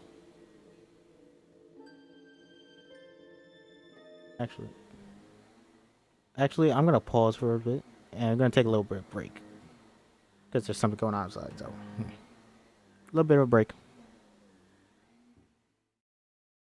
Hope you guys are enjoying. Hope you guys are very much chilling and enjoying me reading Get Out. This is a great film, and if you haven't seen it or you haven't seen it in a while, like me, go out and watch it. This is a incredible film. I absolutely love this. Was this my favorite? Let's see, 2017. This would not be my favorite. My favorite would be either The Big Sick or Baby Driver. I remember Big Sick, Baby Driver, and Get Out were my top three. I feel like there was something else in there, but yeah, that's just what I was thinking at. Hopefully, chilling, and I can get back to this. My mother's vacuuming right now, so that's why I'm just pausing for a bit. All right. Woo, woo, woo, woo. Okay, the scene that I want to pull up is in a bit. So let's get to this. Fine? Yes, it is. Okay. Stands right outside, eerie smile and all. Chris is startled. Hello. Chris. Hi. And his voice is shaky and careful. I owe you an apology. I shouldn't be touching things that don't belong to me. Oh, no, it's cool. I was confused. I lifted your cellular phone this morning to wipe down the dresser, and I accidentally came undone. See? Yeah, rather than meddle with it further, I left it that way. Really, it's okay. I didn't mean to rat you out. Regina's eyes get lost for a moment. There's pain behind her smile. Get you in trouble? Oh, no, no, no, no, no, no, no, no, no, no, no, no, no, no, no. Aren't you the sweetest thing? Not at all. The Armitages are so good to us. They treat us like family. Chris walks back into the backyard where Dean entertains 7 people Chris hasn't met. They turn to Chris, approaching, smile eagerly. They all seem to share a private joke. Chris, there you are. I wanted to introduce you to some old friends. We'll do it quickly. Down the line, David and Marshall Wincott, Ronald Cecilia Jeffries, Hiroki Tanaka, and Frederick and Jessica Walden. Each couple, David and Marcia, Ronald and Celia, Hiroki, Frederick and Jessica, waves as they are named. Too many names to remember, but the couples all laugh nervously. Oh, he said it in Japanese. All right. Can we ask some questions? Dean, of course. Did you find that being African American has more advantages or disadvantages in the modern world? Chris pans the crowd, all give him undivided attention. The silence is long. Chris sighs. He looks for Rose. She's off talking to someone. Yeah, I don't know, man. They all smile like hungry vampires. Chris is very uncomfortable with this unprovoked group interrogation. Andre and Phil approach. That's actually a great question. Logan, they're asking me about the African American experience. Maybe you could take this one. Andre Logan is a little caught off guard, but dives in.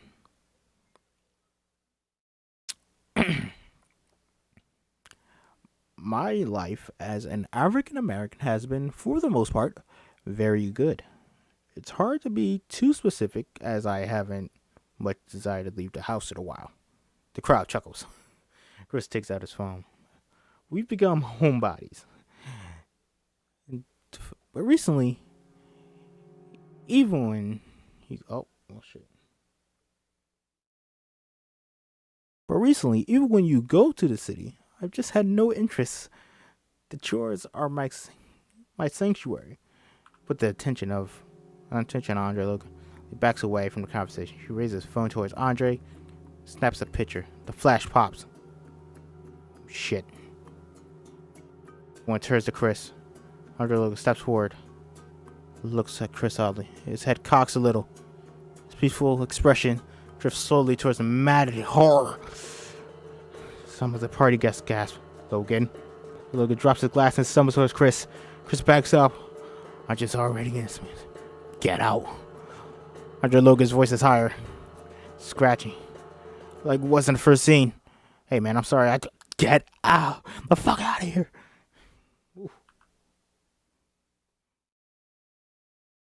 Phil and Jeremy grab Andre. To pry Andre Logan's grip off Chris. They do. Andre screams and blood curdling. It takes all their strength to bring him to the house. Missy and Dean follow. Rose sits on the couch. She's been crying. Chris comforts her. Is clearly traumatized. Few other concerned guests mill around. Dean enters, gets everyone their attention. What the hell was that? It was a seizure. A seizure? Yes, Logan's okay. Missy's with him now. You okay, Chris? Yeah, what? Why do you come at me like that? Yeah, seizures don't make people attack people. I'm sorry. It was an abnormal manifestation, but yes. Actually, sometimes they do.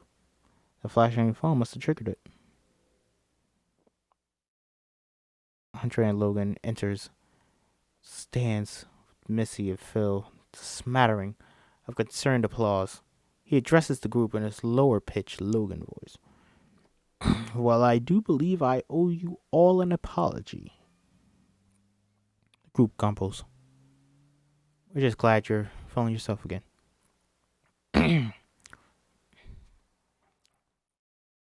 Well, yes, I am. It's quite like being trapped in a dark room, watching my experiences through a window. Thank God you and Dean were there to calm me down. It's a simple glitch of the brain, nothing to be afraid of. I know, but I scared you all quite a bit. Especially you, Chris. No, I'm sorry about the flash. I didn't know. Of course. How could you have? Shouldn't have been drinking either. The group chuckles.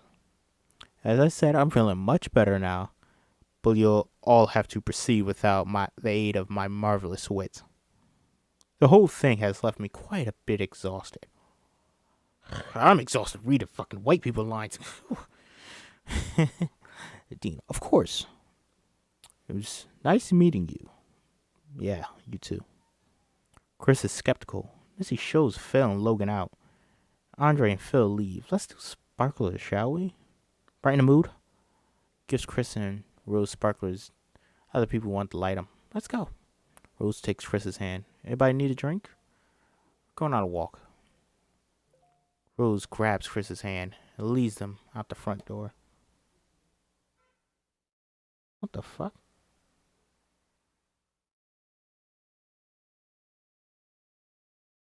Sorry, somebody my college just emailed me. Alright. Walk by the lake, the sparklers fizzle. My cousin is epileptic. That wasn't a seizure. Honestly, that was one of the strangest things I've ever seen in my life.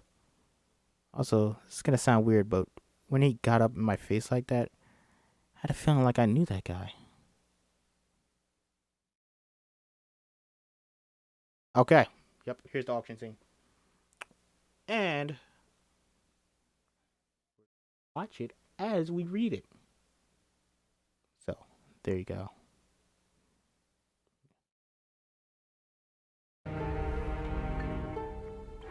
Head makes numbers with his finger. Party guests have all gathered in the backyard, facing Dean, who stands by a large picture of Chris on an easel. Everyone is silent. Turn that down. Dean raises his hand and makes. This is an auction. Several party guests raise their hands. Dean points to the wall.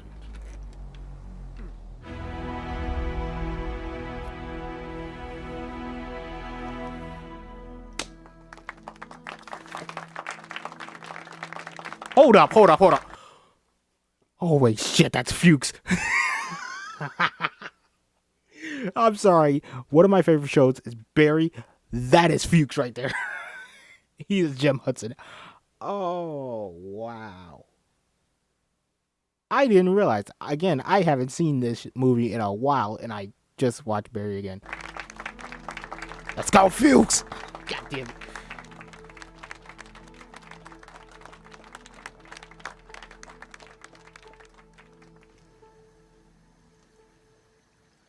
Right. Lakeside, same time. I told you about that night my mom died. When I didn't call 911, didn't go out looking for her. Not in the script at I all. went by, then 2, and 3.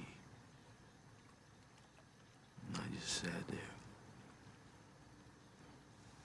I was just watching TV. This part is not in the script. Done. I found out later that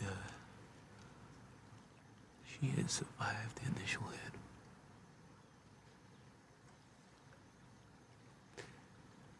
She lay there bleeding by the side of the road, holding alone. That's how she died in the early morning, cold and alone. And I was watching TV. There was time. There was time. There was time. There was time. There was time. There was time if somebody was looking for her. There was time. Nobody. None of this is in the script. So I assume they added the day of. Or they rewrote it right before shooting.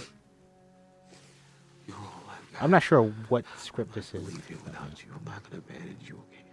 So if this is not in the script, I believe the ending is changed because there is a different ending to this.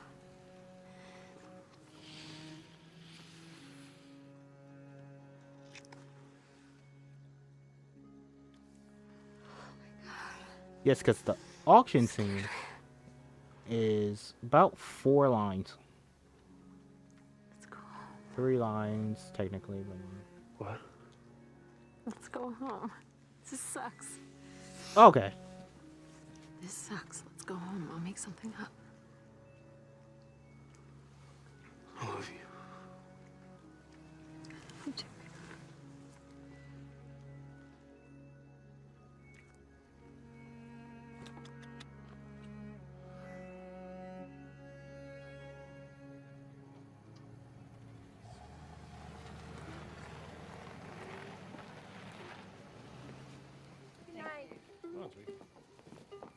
Wait a minute. Wait a minute. Wait a minute. Good night, Chris. It's great to meet you.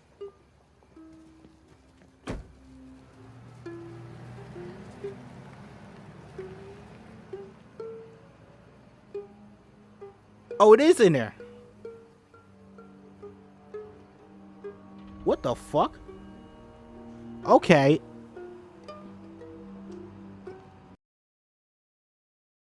So there's a whole nother scene that they cut out.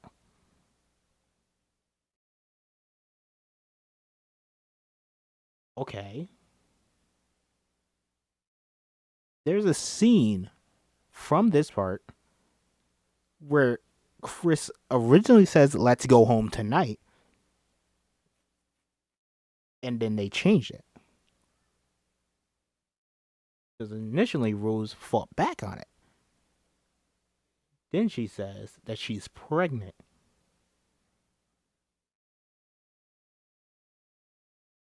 So none of that is in a movie.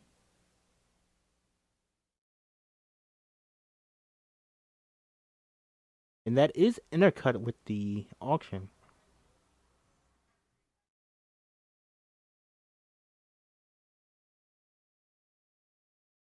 Unless that is in the film and it's just not this scene. And it's before, like, the scene that I just showed.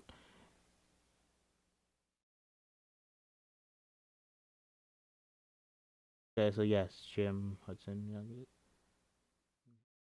Then, yeah. All that.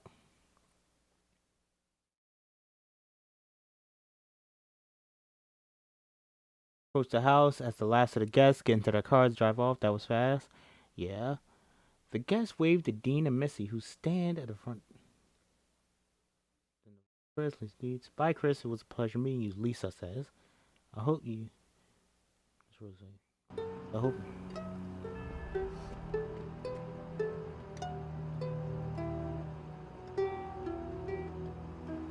Yes, white dudes.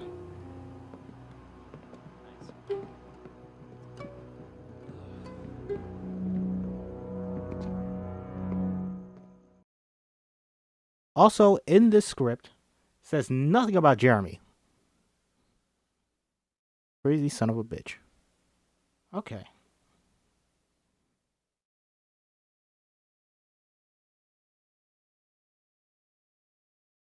All right. So this is after. Here we go. Sync running. Chris washes his hands and looks in the mirror.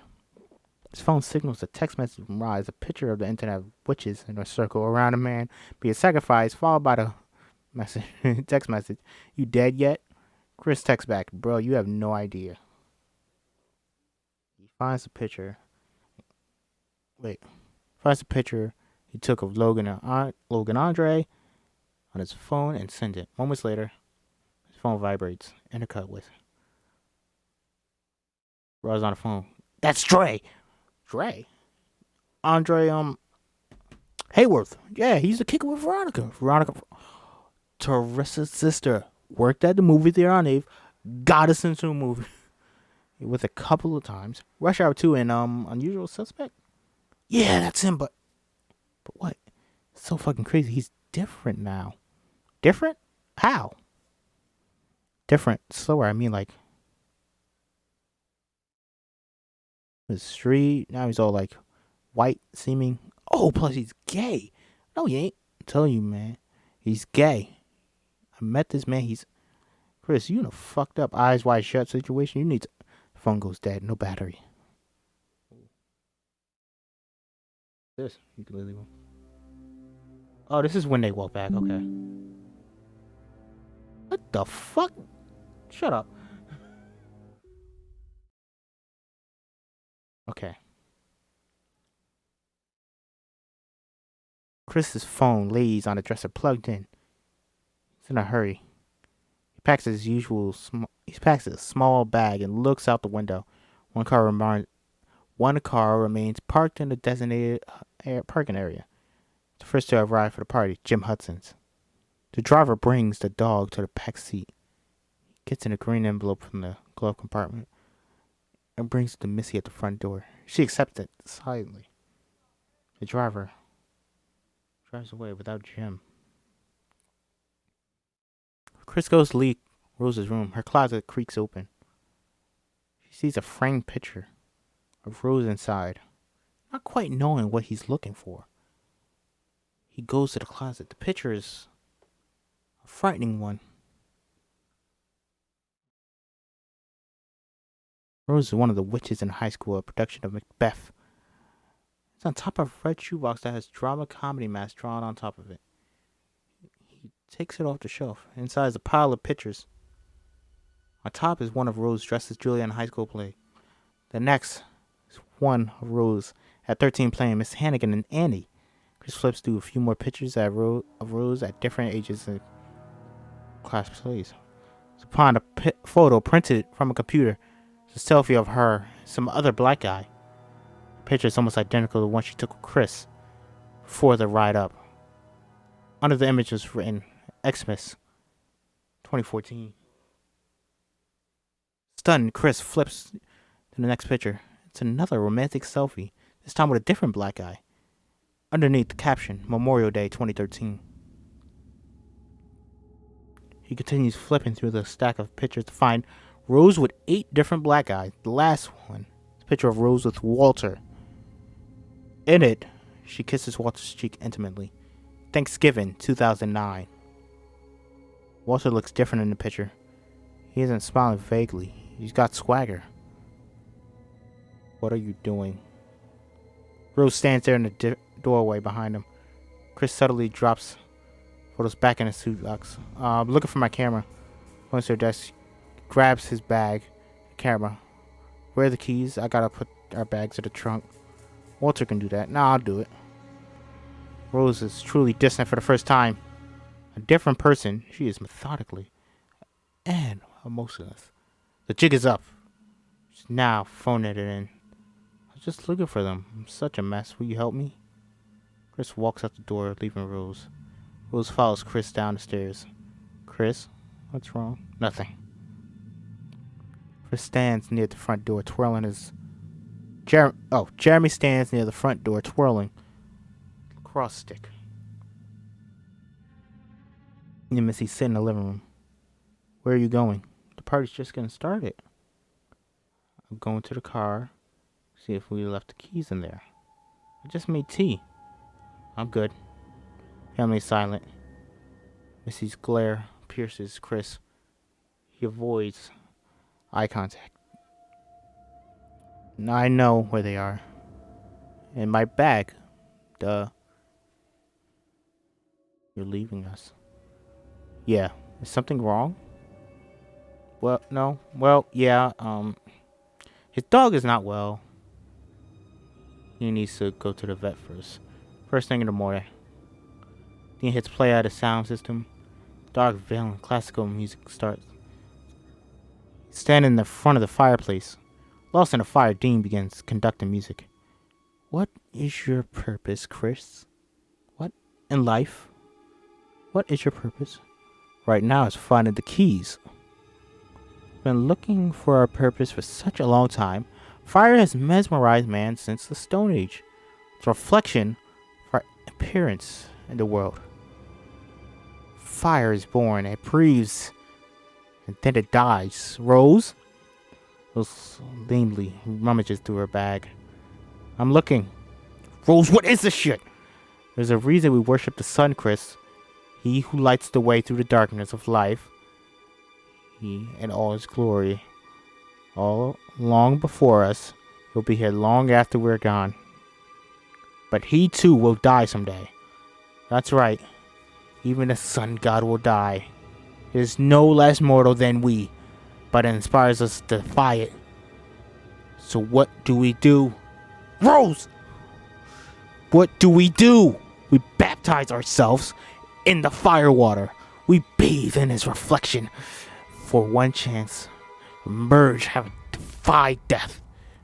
Take that baptism. When you, Chris. Baptism, immortality. I was afraid. Blah, blah, blah, blah, blah, blah, blah, blah, blah.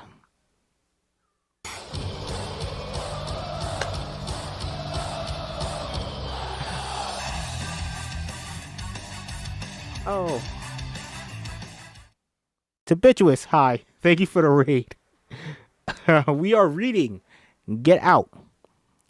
Thank God you rated, because I just said a word that I cannot fucking say. Espacable? I don't know. Yes, hi, hello. Hello, thank you for the raid. Thank you for... Hello, people. We are doing a very chill. We are reading a script. We are reading the 2017 hit film Get Out from Jordan Peele. What an Oscar. We are playing some little music. We're also recording this. So this is going to be on Spotify and YouTube after the fact. Thank you for hanging out. Thank you for watching. This is going to be a really good one. So we are just getting into the climax. So the third act is about to begin. And we are here. Here we go, guys. Chris starts towards the door, but his path is blocked. Wait, hold on. Path is blocked by Jeremy swinging out air. Whoa, be careful, bro. Don't hurt him, Jeremy. What? I'm not doing anything. Listen, Chris. I don't know what you're saying. Dean, through tears of joyous madness, I'm saying that we have found our purpose. There must be a sacrifice. Sacrifice is essential for the righteous to achieve our true potential. A vessel must be compromised. A host must be born. Rose, the keys. Rose backs away.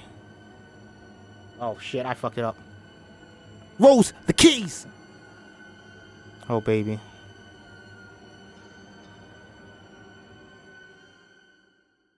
You know I can't give you the keys.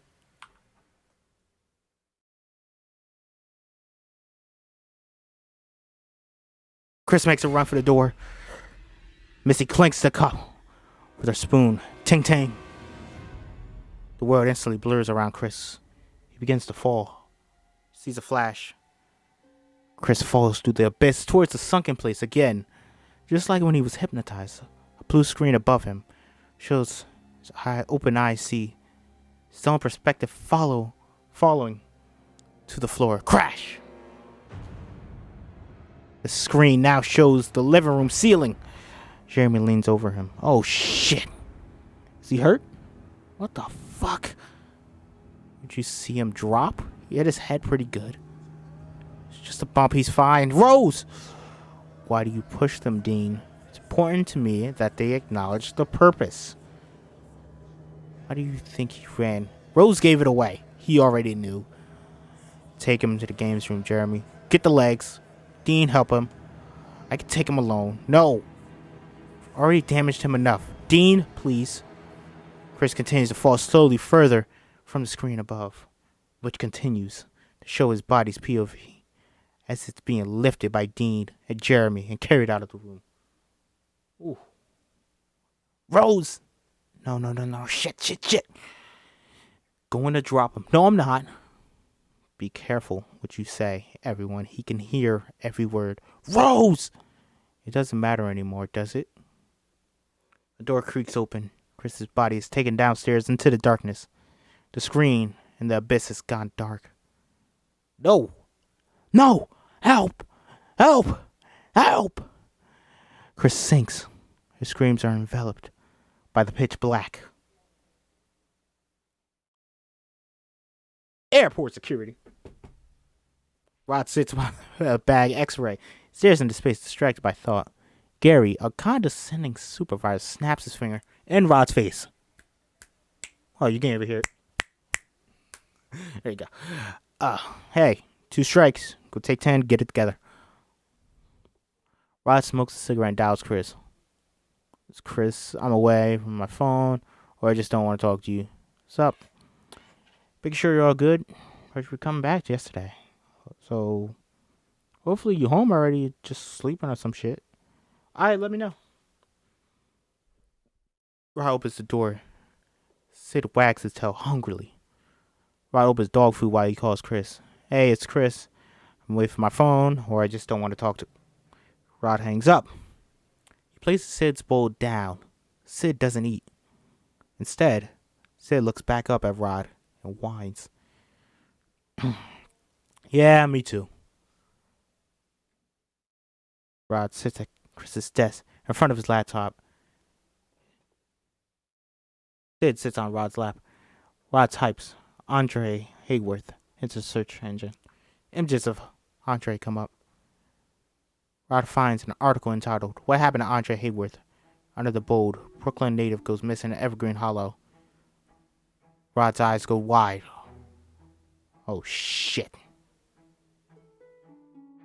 Ooh.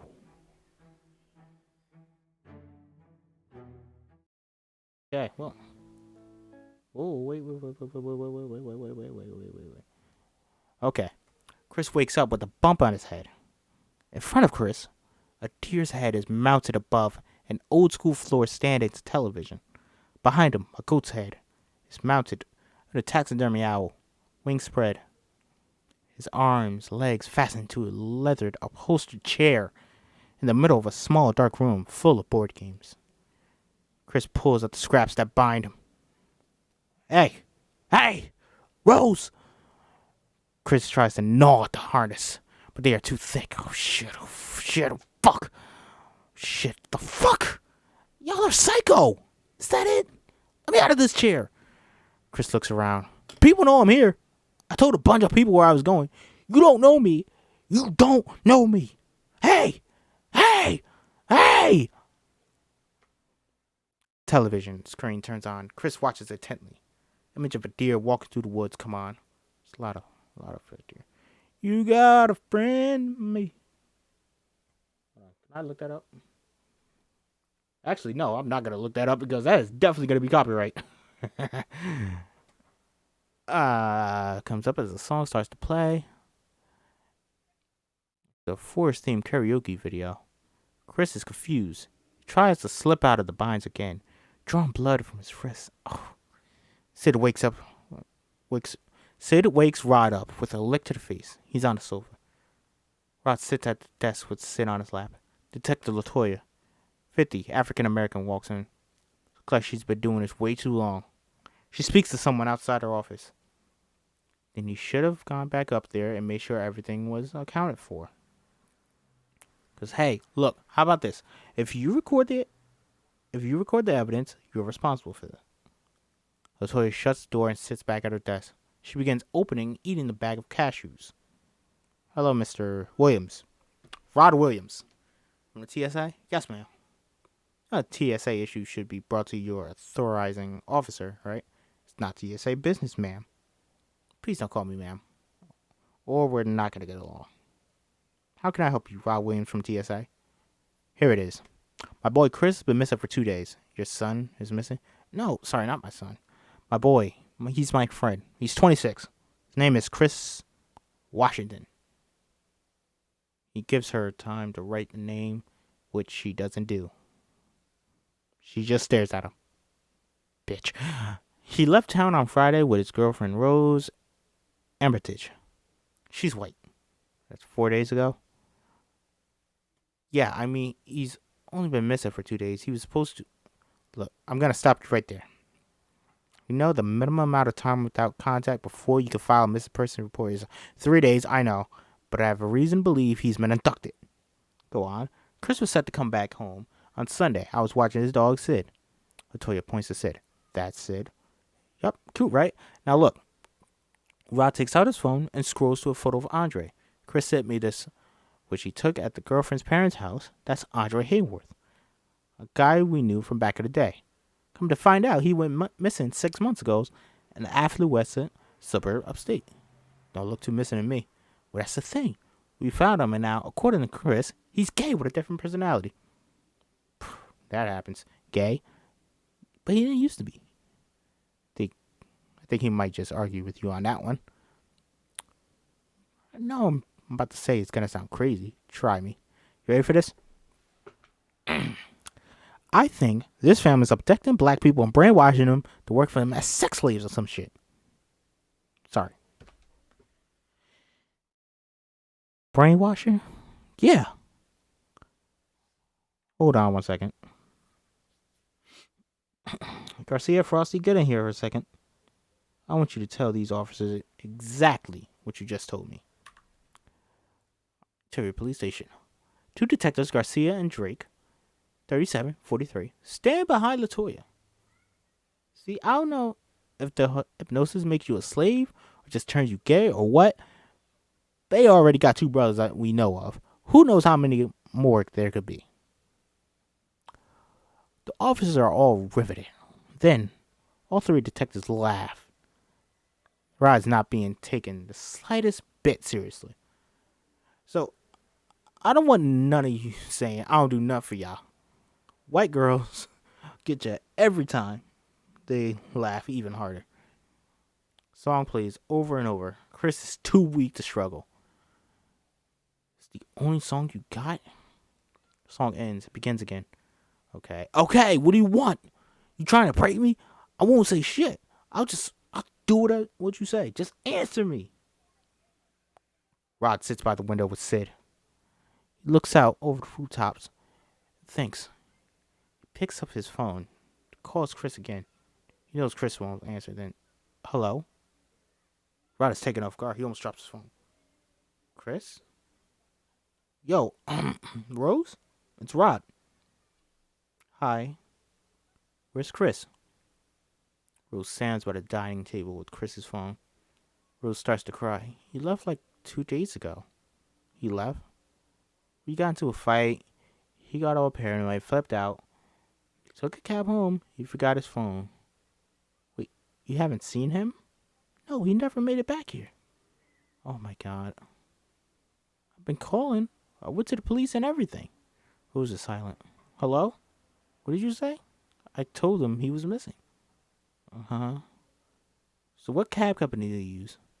I don't know, a local one? Guessing maybe Uber? Wait, I'm so confused. Hold on a second. Rod knows she has something to do with it. Opens up GarageBand on Chris' computer and puts the phone on speaker, recording her. How the fuck is he gonna use Uber if he doesn't have his phone? You lying bitch! So last time Chris and I talked, he told me your mom hypnotized him? Rose is silent. Then, Rod, just stop. Huh? I know why you're calling. Why is that? We now see Rose's family standing in the living room behind her. They watch her operate. Come on. I mean, it's kind of obvious. What? That there's something between us. No, I'm calling about Chris. We'd all go drinking. I remember you looking at me. Rod is put on the spot. He becomes extremely uncomfortable. That's my best friend. If you did something... I know you think about fucking me, Rod. No. You crazy? No. Rod hangs up in panic. He looks at Sid helplessly. Rose's flirtatious smile goes blank. She places the phone on the dining room table. Looks back at her family. I am missing the fucking music. I'm sorry.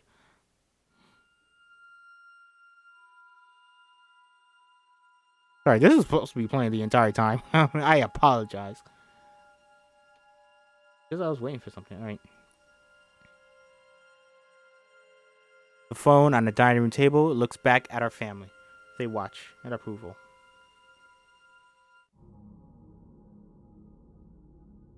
Ooh, eerie music. Ooh. You got a friend. Sorry. Chris, still strapped to the chair, hangs his head in resignation. Eyes shut, he sings along. Winter, spring, summer, and fall. All you need to do is call, and I'll be there. You've got a friend. Ain't it good to know you got a friend? Ain't it good to know you got a friend of me? Oh, yeah, you've got a friend. Song is over. After a moment, Chris begins to sing the opening guitar lick. He gets a couple notes before realizing he's singing alone. The television in front of Chris flickers, and then back onto the image of the teacup comes into focus on the screen. A spoon comes into the shot, clinks on the side of the cup. Ting ting. Ting ting. Chris, no! Before he can react, Chris falls asleep. Later, Chris wakes up bald, static. Snow clicks. Feels the TV lighting the room. The image clicks to that of Jim Hudson.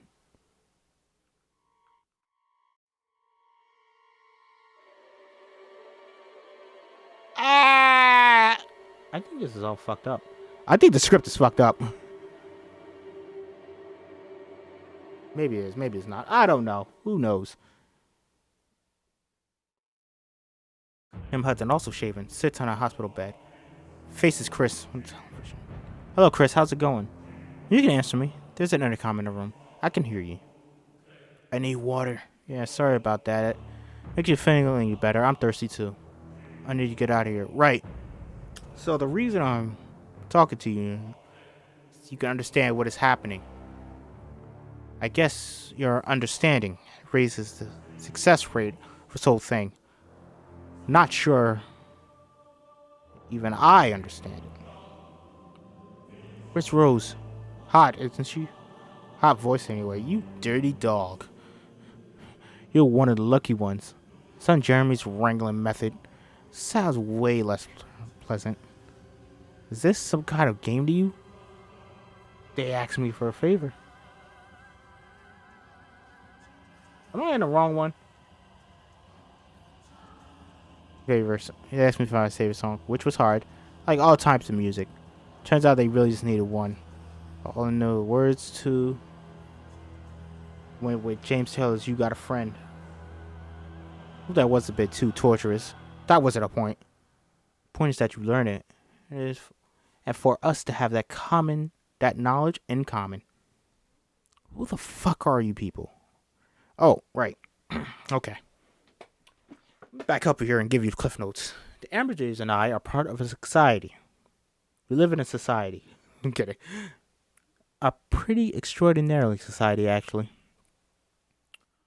One whose sole purpose for many of years been the search for a very powerful object. Ambridge lineage redefined the nature of that search. They proved that the power didn't just exist in that object. You see, with science, the Ambridges created a miracle. You hypnotize me, break my will, make me a slave like the others. This is some crazy racist shit. No, not racist. Chris, we don't hate you. We want to be you. You are not going to be a slave. You're going to be a vessel. Wait, what? Missy's hypnosis. Missy's hypnosis was merely to sedate you. Oh, that and to prepare you psychologically. For what? Jim smiles. For the procedure. What's the procedure? Are you ready? Drum roll. Please. Brain transplantation. Some say it can never be done. They experimented for centuries. But it turned out relinking the brain to a foreign central nervous system was impossible. The nerve connections were far too intricate and delicate. What the fuck? Dean's only guy who really gets the science. He's the one who discovered that full brain transplantation isn't actually necessary to transfer the soul. The partial brain transplantation solves the little nerve ending problem. No. Those up color coded diagrams, the human brain. Big red part that takes up 80% of the image. The other 20% is blue and located near the lower back of his skull. Okay, so you see the blue part? That's the piece of your brain that's all rooted in the nervous system. So that stays, keeping those tricky little connections intact. The rest is discarded. Then they'll remove the red part of your brain from my skull and put it in yours. Your blue and my red basically absorb each other. And apparently the brain heals surprisingly fast. So assuming everything goes as planned, it should be up and functioning in a couple weeks. And my brain, your red part, it'll be discarded. But don't worry, you won't be gone. Well, not completely. You'll still be in there somewhere. Limited consciousness, of course. You'll still be able to see and hear. But your existence will be as a passenger, an audience. You will live and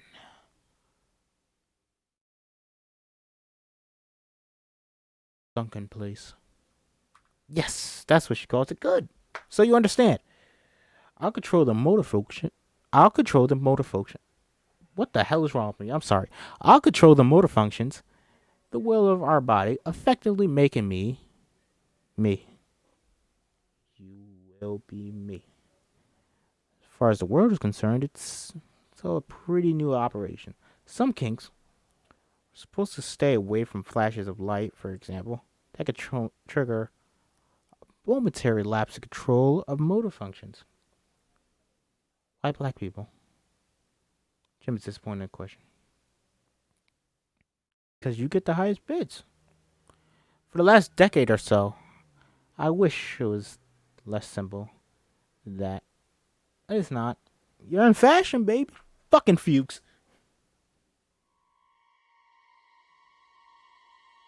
I just want to play some music.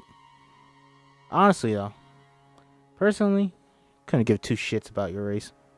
I don't care if you're black, brown, green, purple, whatever. What I want is so much deeper. Your eye, man. I want to see what those things you see through. That's crazy. Take it as a compliment. You're not going to get away with this. We have. And we will. We'll be together soon, brother. Big ass truck outside. Okay. The television turns off. Chris clenches his body, trying to pry free from his restraints before his shoulders collapse from exhaustion. He lifts his head to rip at a leather arm of the chair, revealing it's cotton stuffing. Looks at the cotton. We see Chris make a difficult decision. Later, we hear nothing except a heartbeat.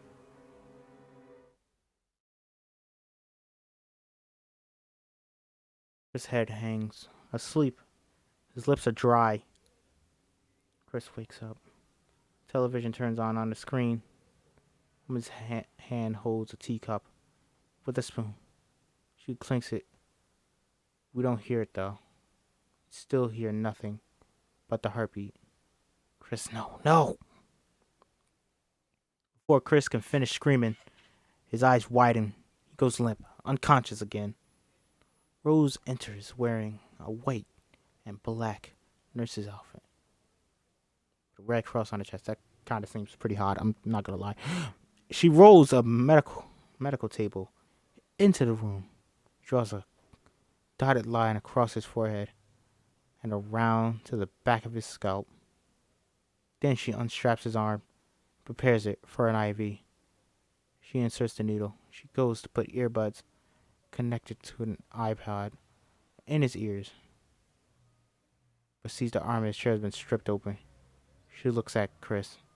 Cotton makeshift earplugs have been stuffed in his ears. He's not really hypnotized. Rose tries to scream, but Chris grabs her throat with his free hand and squeezes.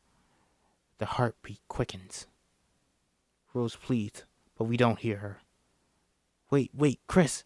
Chris chokes her, streams tear down his face. Shh.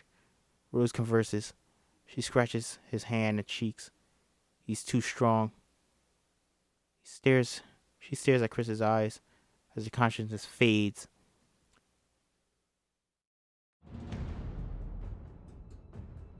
Ooh. And through the agony, her face curls to a twisted smile. She's having fun. Psycho! Rose goes limps in Chris's arms. Chris takes the cottons out of his ears so we can hear again. You Got a Friend plays earbuds at an iPod. Operating room. So rest in Jim Hudson ears. Playing the same song. He lies unconscious. 2 operating beds. Shit. Okay, this is not a long song. In the center of the room, connected to the IV and the heart monitors. A bright medical light shines on Jim's shaved head, which also a dotted line is around it. You got the bed, it's empty. Has a shining line on it. This bed is for Chris. Dean stands in a black and white robe with the red cross in the middle, his palms upwards. Silent prayer near ceremonial candles. Jeremy watches his father. They are unaware of what's happening in the medical room down the hall. Dean finishes the prayer. Saw. Jeremy hands Dean a circular surgical saw. The vessel. Jeremy leaves as Dean begins to saw into Jim's cranium. In the dark hallway, Chris finds an old badminton set. Jeremy exits the room briskly and walks down the dark hallway. He turns into the games room and finds Rose's body. Jeremy's eyes go wild. He turns as Chris emerges, lunging from the darkness with a badminton racket. Before Jeremy can scream, Chris slams him in the face with the metal side of the racket. He pulls Jeremy inside and shuts the door, cutting off the sound from outside. Jeremy wilts in pain. Chris whips him over and over, warping the rack to a crumbled, bloody mess. Ooh, yes, getting violent. Dean finishes sawing the top of Jim's skull off. He removes the cranium precisely, exposing Jim's brain. Jeremy? Dean walks into the doorway. Dean scans the dark hallway. It's quiet. Roro? Chris emerges, charging from the darkness with the deer's head in his arms. He punctures Dean through his neck and shoulder with the antlers. Dean then stumbles back into the operating room. Deer's head attached. It's called a Missy dissolves into gargles. Dean falls, knocking the unused bed over along with some candles. The bed has caught on fire. The fire grows fast. Missy takes a whistling teapot off the stove, pours herself a cup. Georgina sits nearby knitting. The window, like before, reflects the room around them. She sniffs the air. She is suddenly afraid. She turns off the light, illuminating the backyard. Walter runs back and forth in the distance. She turns the light back on. Chris' reflection is now behind hers. He looks savage, covered in blood. Georgina screams and runs out the back door. Chris heads to the door. He sees his phone on the dining room table. He goes for it. Chris runs through the dining room and finds his cell phone on the dining room table. Okay. Kind of redundant. Chris picks up his phone and presses the power button. The loading screen comes up. Chris grunts with frustration as he hears the creak behind him. It's Missy, now in the kitchen, doorway behind him, holding a teacup and spoon. She begins clicking the teacup. Ting! Chris knocks the cup out of her hand, spraying hot water on her chest and face. She screams. The cat bounds off the dining room table at Chris's face. Chris punches it out of the air. Punch that cat. This has given Missy enough time. I'm kidding. This has given Missy enough time to grab a knife. She lunges at Chris, screaming psychotically. Oh, that thing. Oh. Chris can't pin her down. She slices his hands. Chris grabs the teapot and cracks her in the head with it. She falls, hits her one more time. Done. The cat slinks out the open window. Alright, so what I'm thinking here. Did they put a black eye in the cat? I'm thinking they put the black eye in the cat. I'm pretty much sure they did.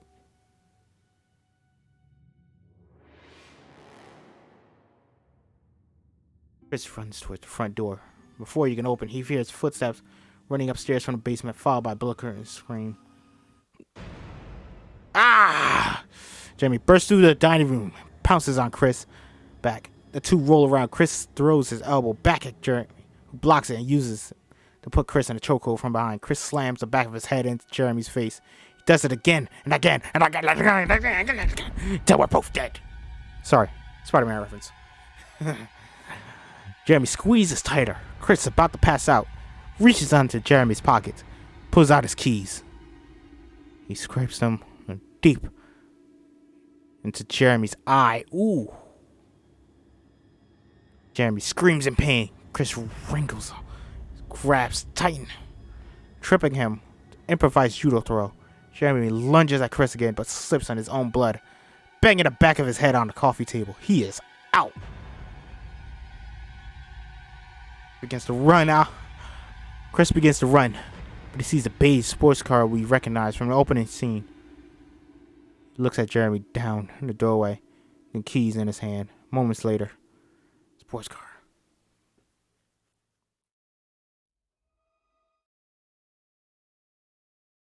Ooh. We are getting down to the nitty gritty. It's all getting good. We are almost at the end. Ooh. Chris is in the driver's seat. The tubular metal helmet sits next to him. The passenger seat. His phone finally turns on. The very small amount of battery. Turns on the ignition. The English or French tutorial comes on. I seem to have misplaced my passport. Je crois avoir engagé mon passeport. I think that was pretty well. Who knows? I probably fucked that up completely. I apologize again. Chris peels off, driving fast through the field into the night. He dials 911. 911. Emergency. I'm at the home of Dean and Missy Emmerich. Chris looks in the rearview mirror as the house gets smaller and smaller behind him. Then all of a sudden, BAM!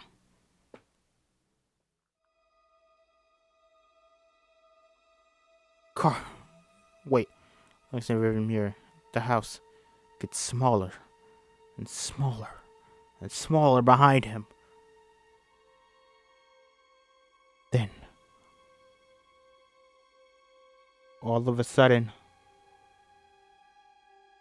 wait, hold on, I'm waiting for the song. God damn it! All of a sudden.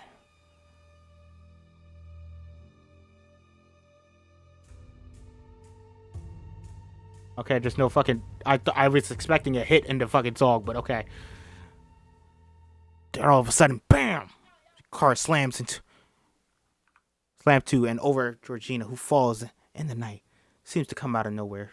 The phone falls. Ah! Can you direct me to the nearest hospital? Pouvez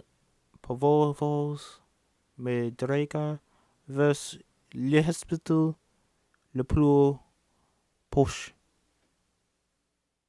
Sorry. He drives on for a few more seconds on a flat tire, but then stops the car. Chris breathes heavy. No, don't do it. Just get the fuck out of here. Just go. Just fuck. Get out. By Jordan Peele. That's not what it says, but yes. Chris puts the car in reverse and drives backwards beside the motionless, bloody heap that is Georgina. Where's the nearest train station? Où est la gare? Où est la gare la plus proche? I feel like I'm trying to speak Spanish for some reason when I'm reading that. I apologize. Où est la gare? See, what? Now that sounds Italian. What am I doing? Où est la gare? Où est la gare la plus proche? Sorry. I need to get back to reading French, learning French. Sorry. He looks back at the house, which is now filling with smoke. Chris quickly gets out of the car, gets out, and lifts what's left of Georgina's mangled, unconscious body into the passenger seat of the car. He shuts the door, gets in the driver's seat, floors it. After a moment of driving, Georgina's eyes open. Georgina's eyes open. She rises. The wig slides off her head, revealing a old surgical scar around the top of her head. Chris hasn't noticed. He reaches for his phone. Can you please call the police? Por favor,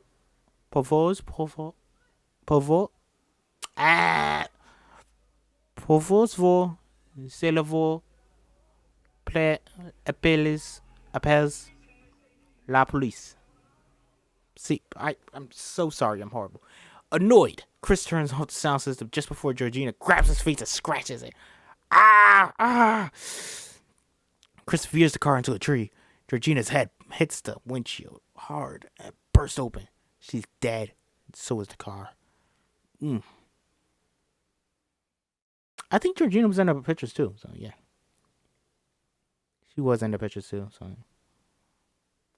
I don't think it said that. It just said Walter. Georgina was there as well.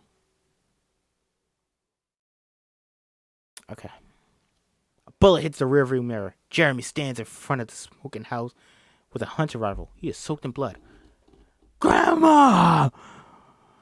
Grandma!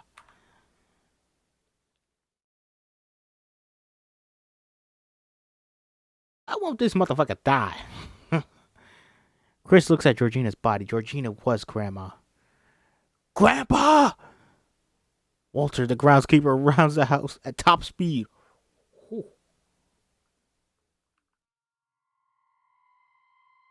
Walter, it's Grandpa. He's so fast. Get him!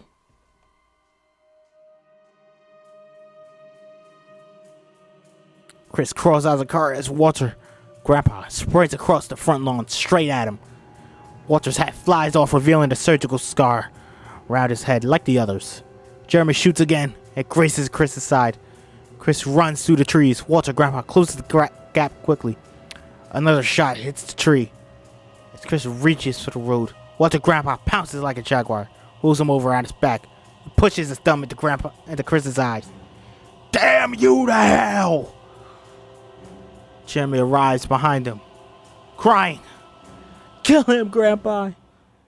The gun, Jeremy. And he tosses the rifle.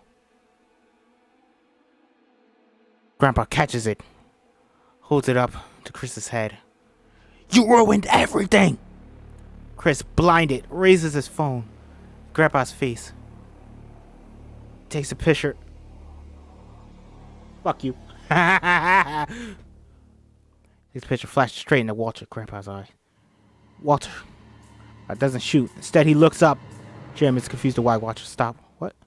Grandpa? The fuck? Oh, I fucked it up. Sorry. Grandpa spins, gathers a berry. His eye is cocked. Blood trickles out of his nose. He lets out a pain reminiscent of the deer's. Ah! Walter, Grandpa, shoots Jeremy in the chest. He falls.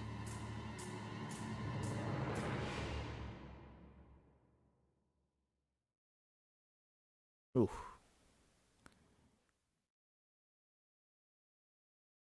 Chris, on his back, pushes himself away. Walter, Grandpa, sees Chris's scurry. He turns looking mad. Wait! Walter, Grandpa raises the gun under his own chin and shoots himself in the head. He falls. Approaching sirens blare in the distance. Okay. This is where the film is changed. Therefore, I will show you guys the original ending.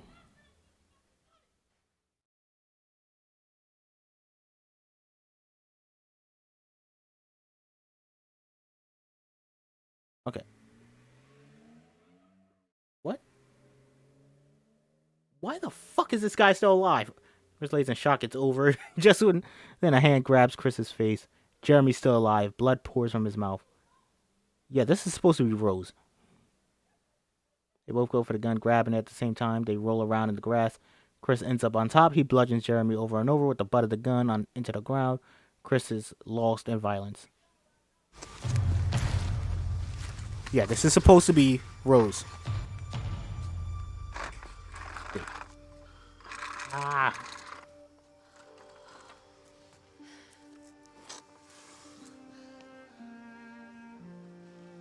Okay, so the original ending. Let's talk about the original ending. The original ending, Rose comes back. Jeremy is actually dead, which he fucking should be. So the original ending, we good? The original ending, Rose is alive, and she's the last one alive. So therefore, she is the witness. And so that is the original ending.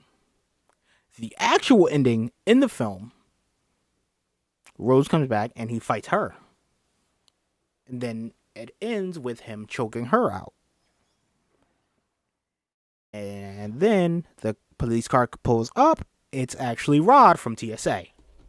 How'd you find me? TS motherfucking A gets the job done. Then they go off. That's it. Jordan Peele has said that the original ending was to show that no matter what, black people will always be incarcerated. Because he won't get away with it. There's 4 dead white people. He's not getting away with that. The cops showed up, they would arrest him. Because that's just what happens. They wouldn't even take an account for what's going on. The others will get away with it. There will be witnesses.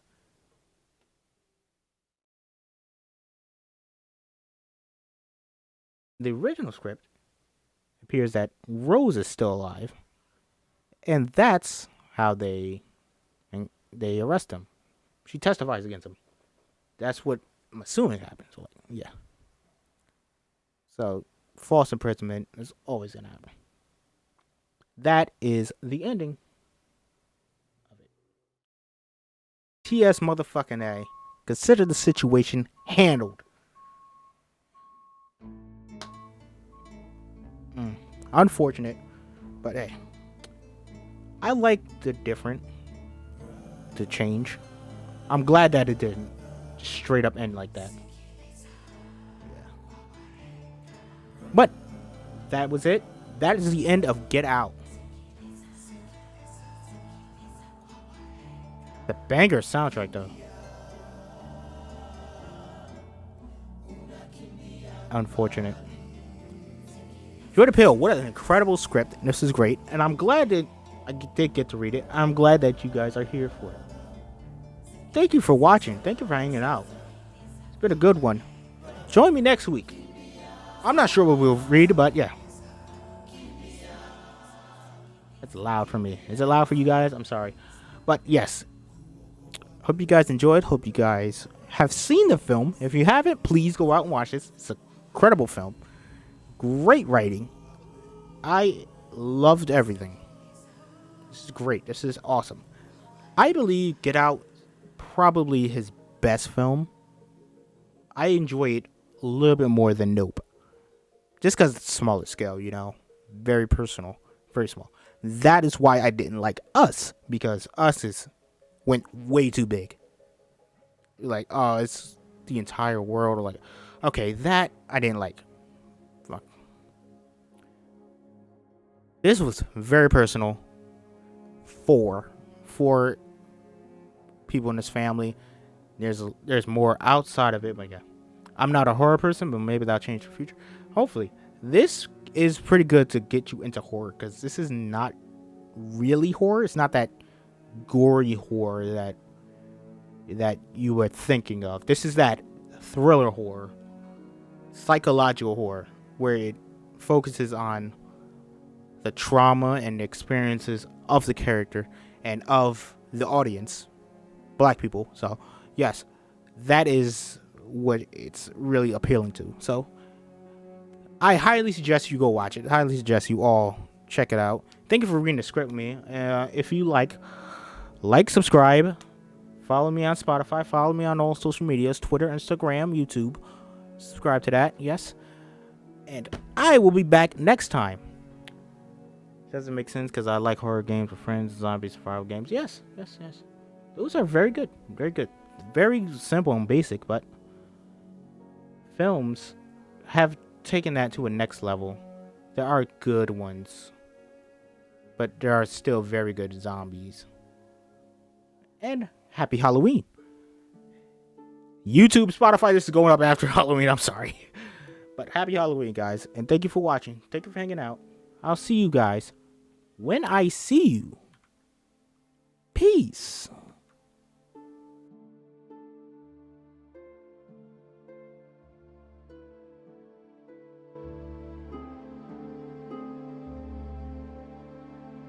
Wanna be a legend, remember what I said then? It's now we rockin', now we rollin', now we rockin', now we rollin'. We keep going for all time, keep playing my rhymes for all time. We keep going for all time, keep playing my rhymes for all time. I wanna be a legend, remember what I said then? It's now we rockin', now we rollin', now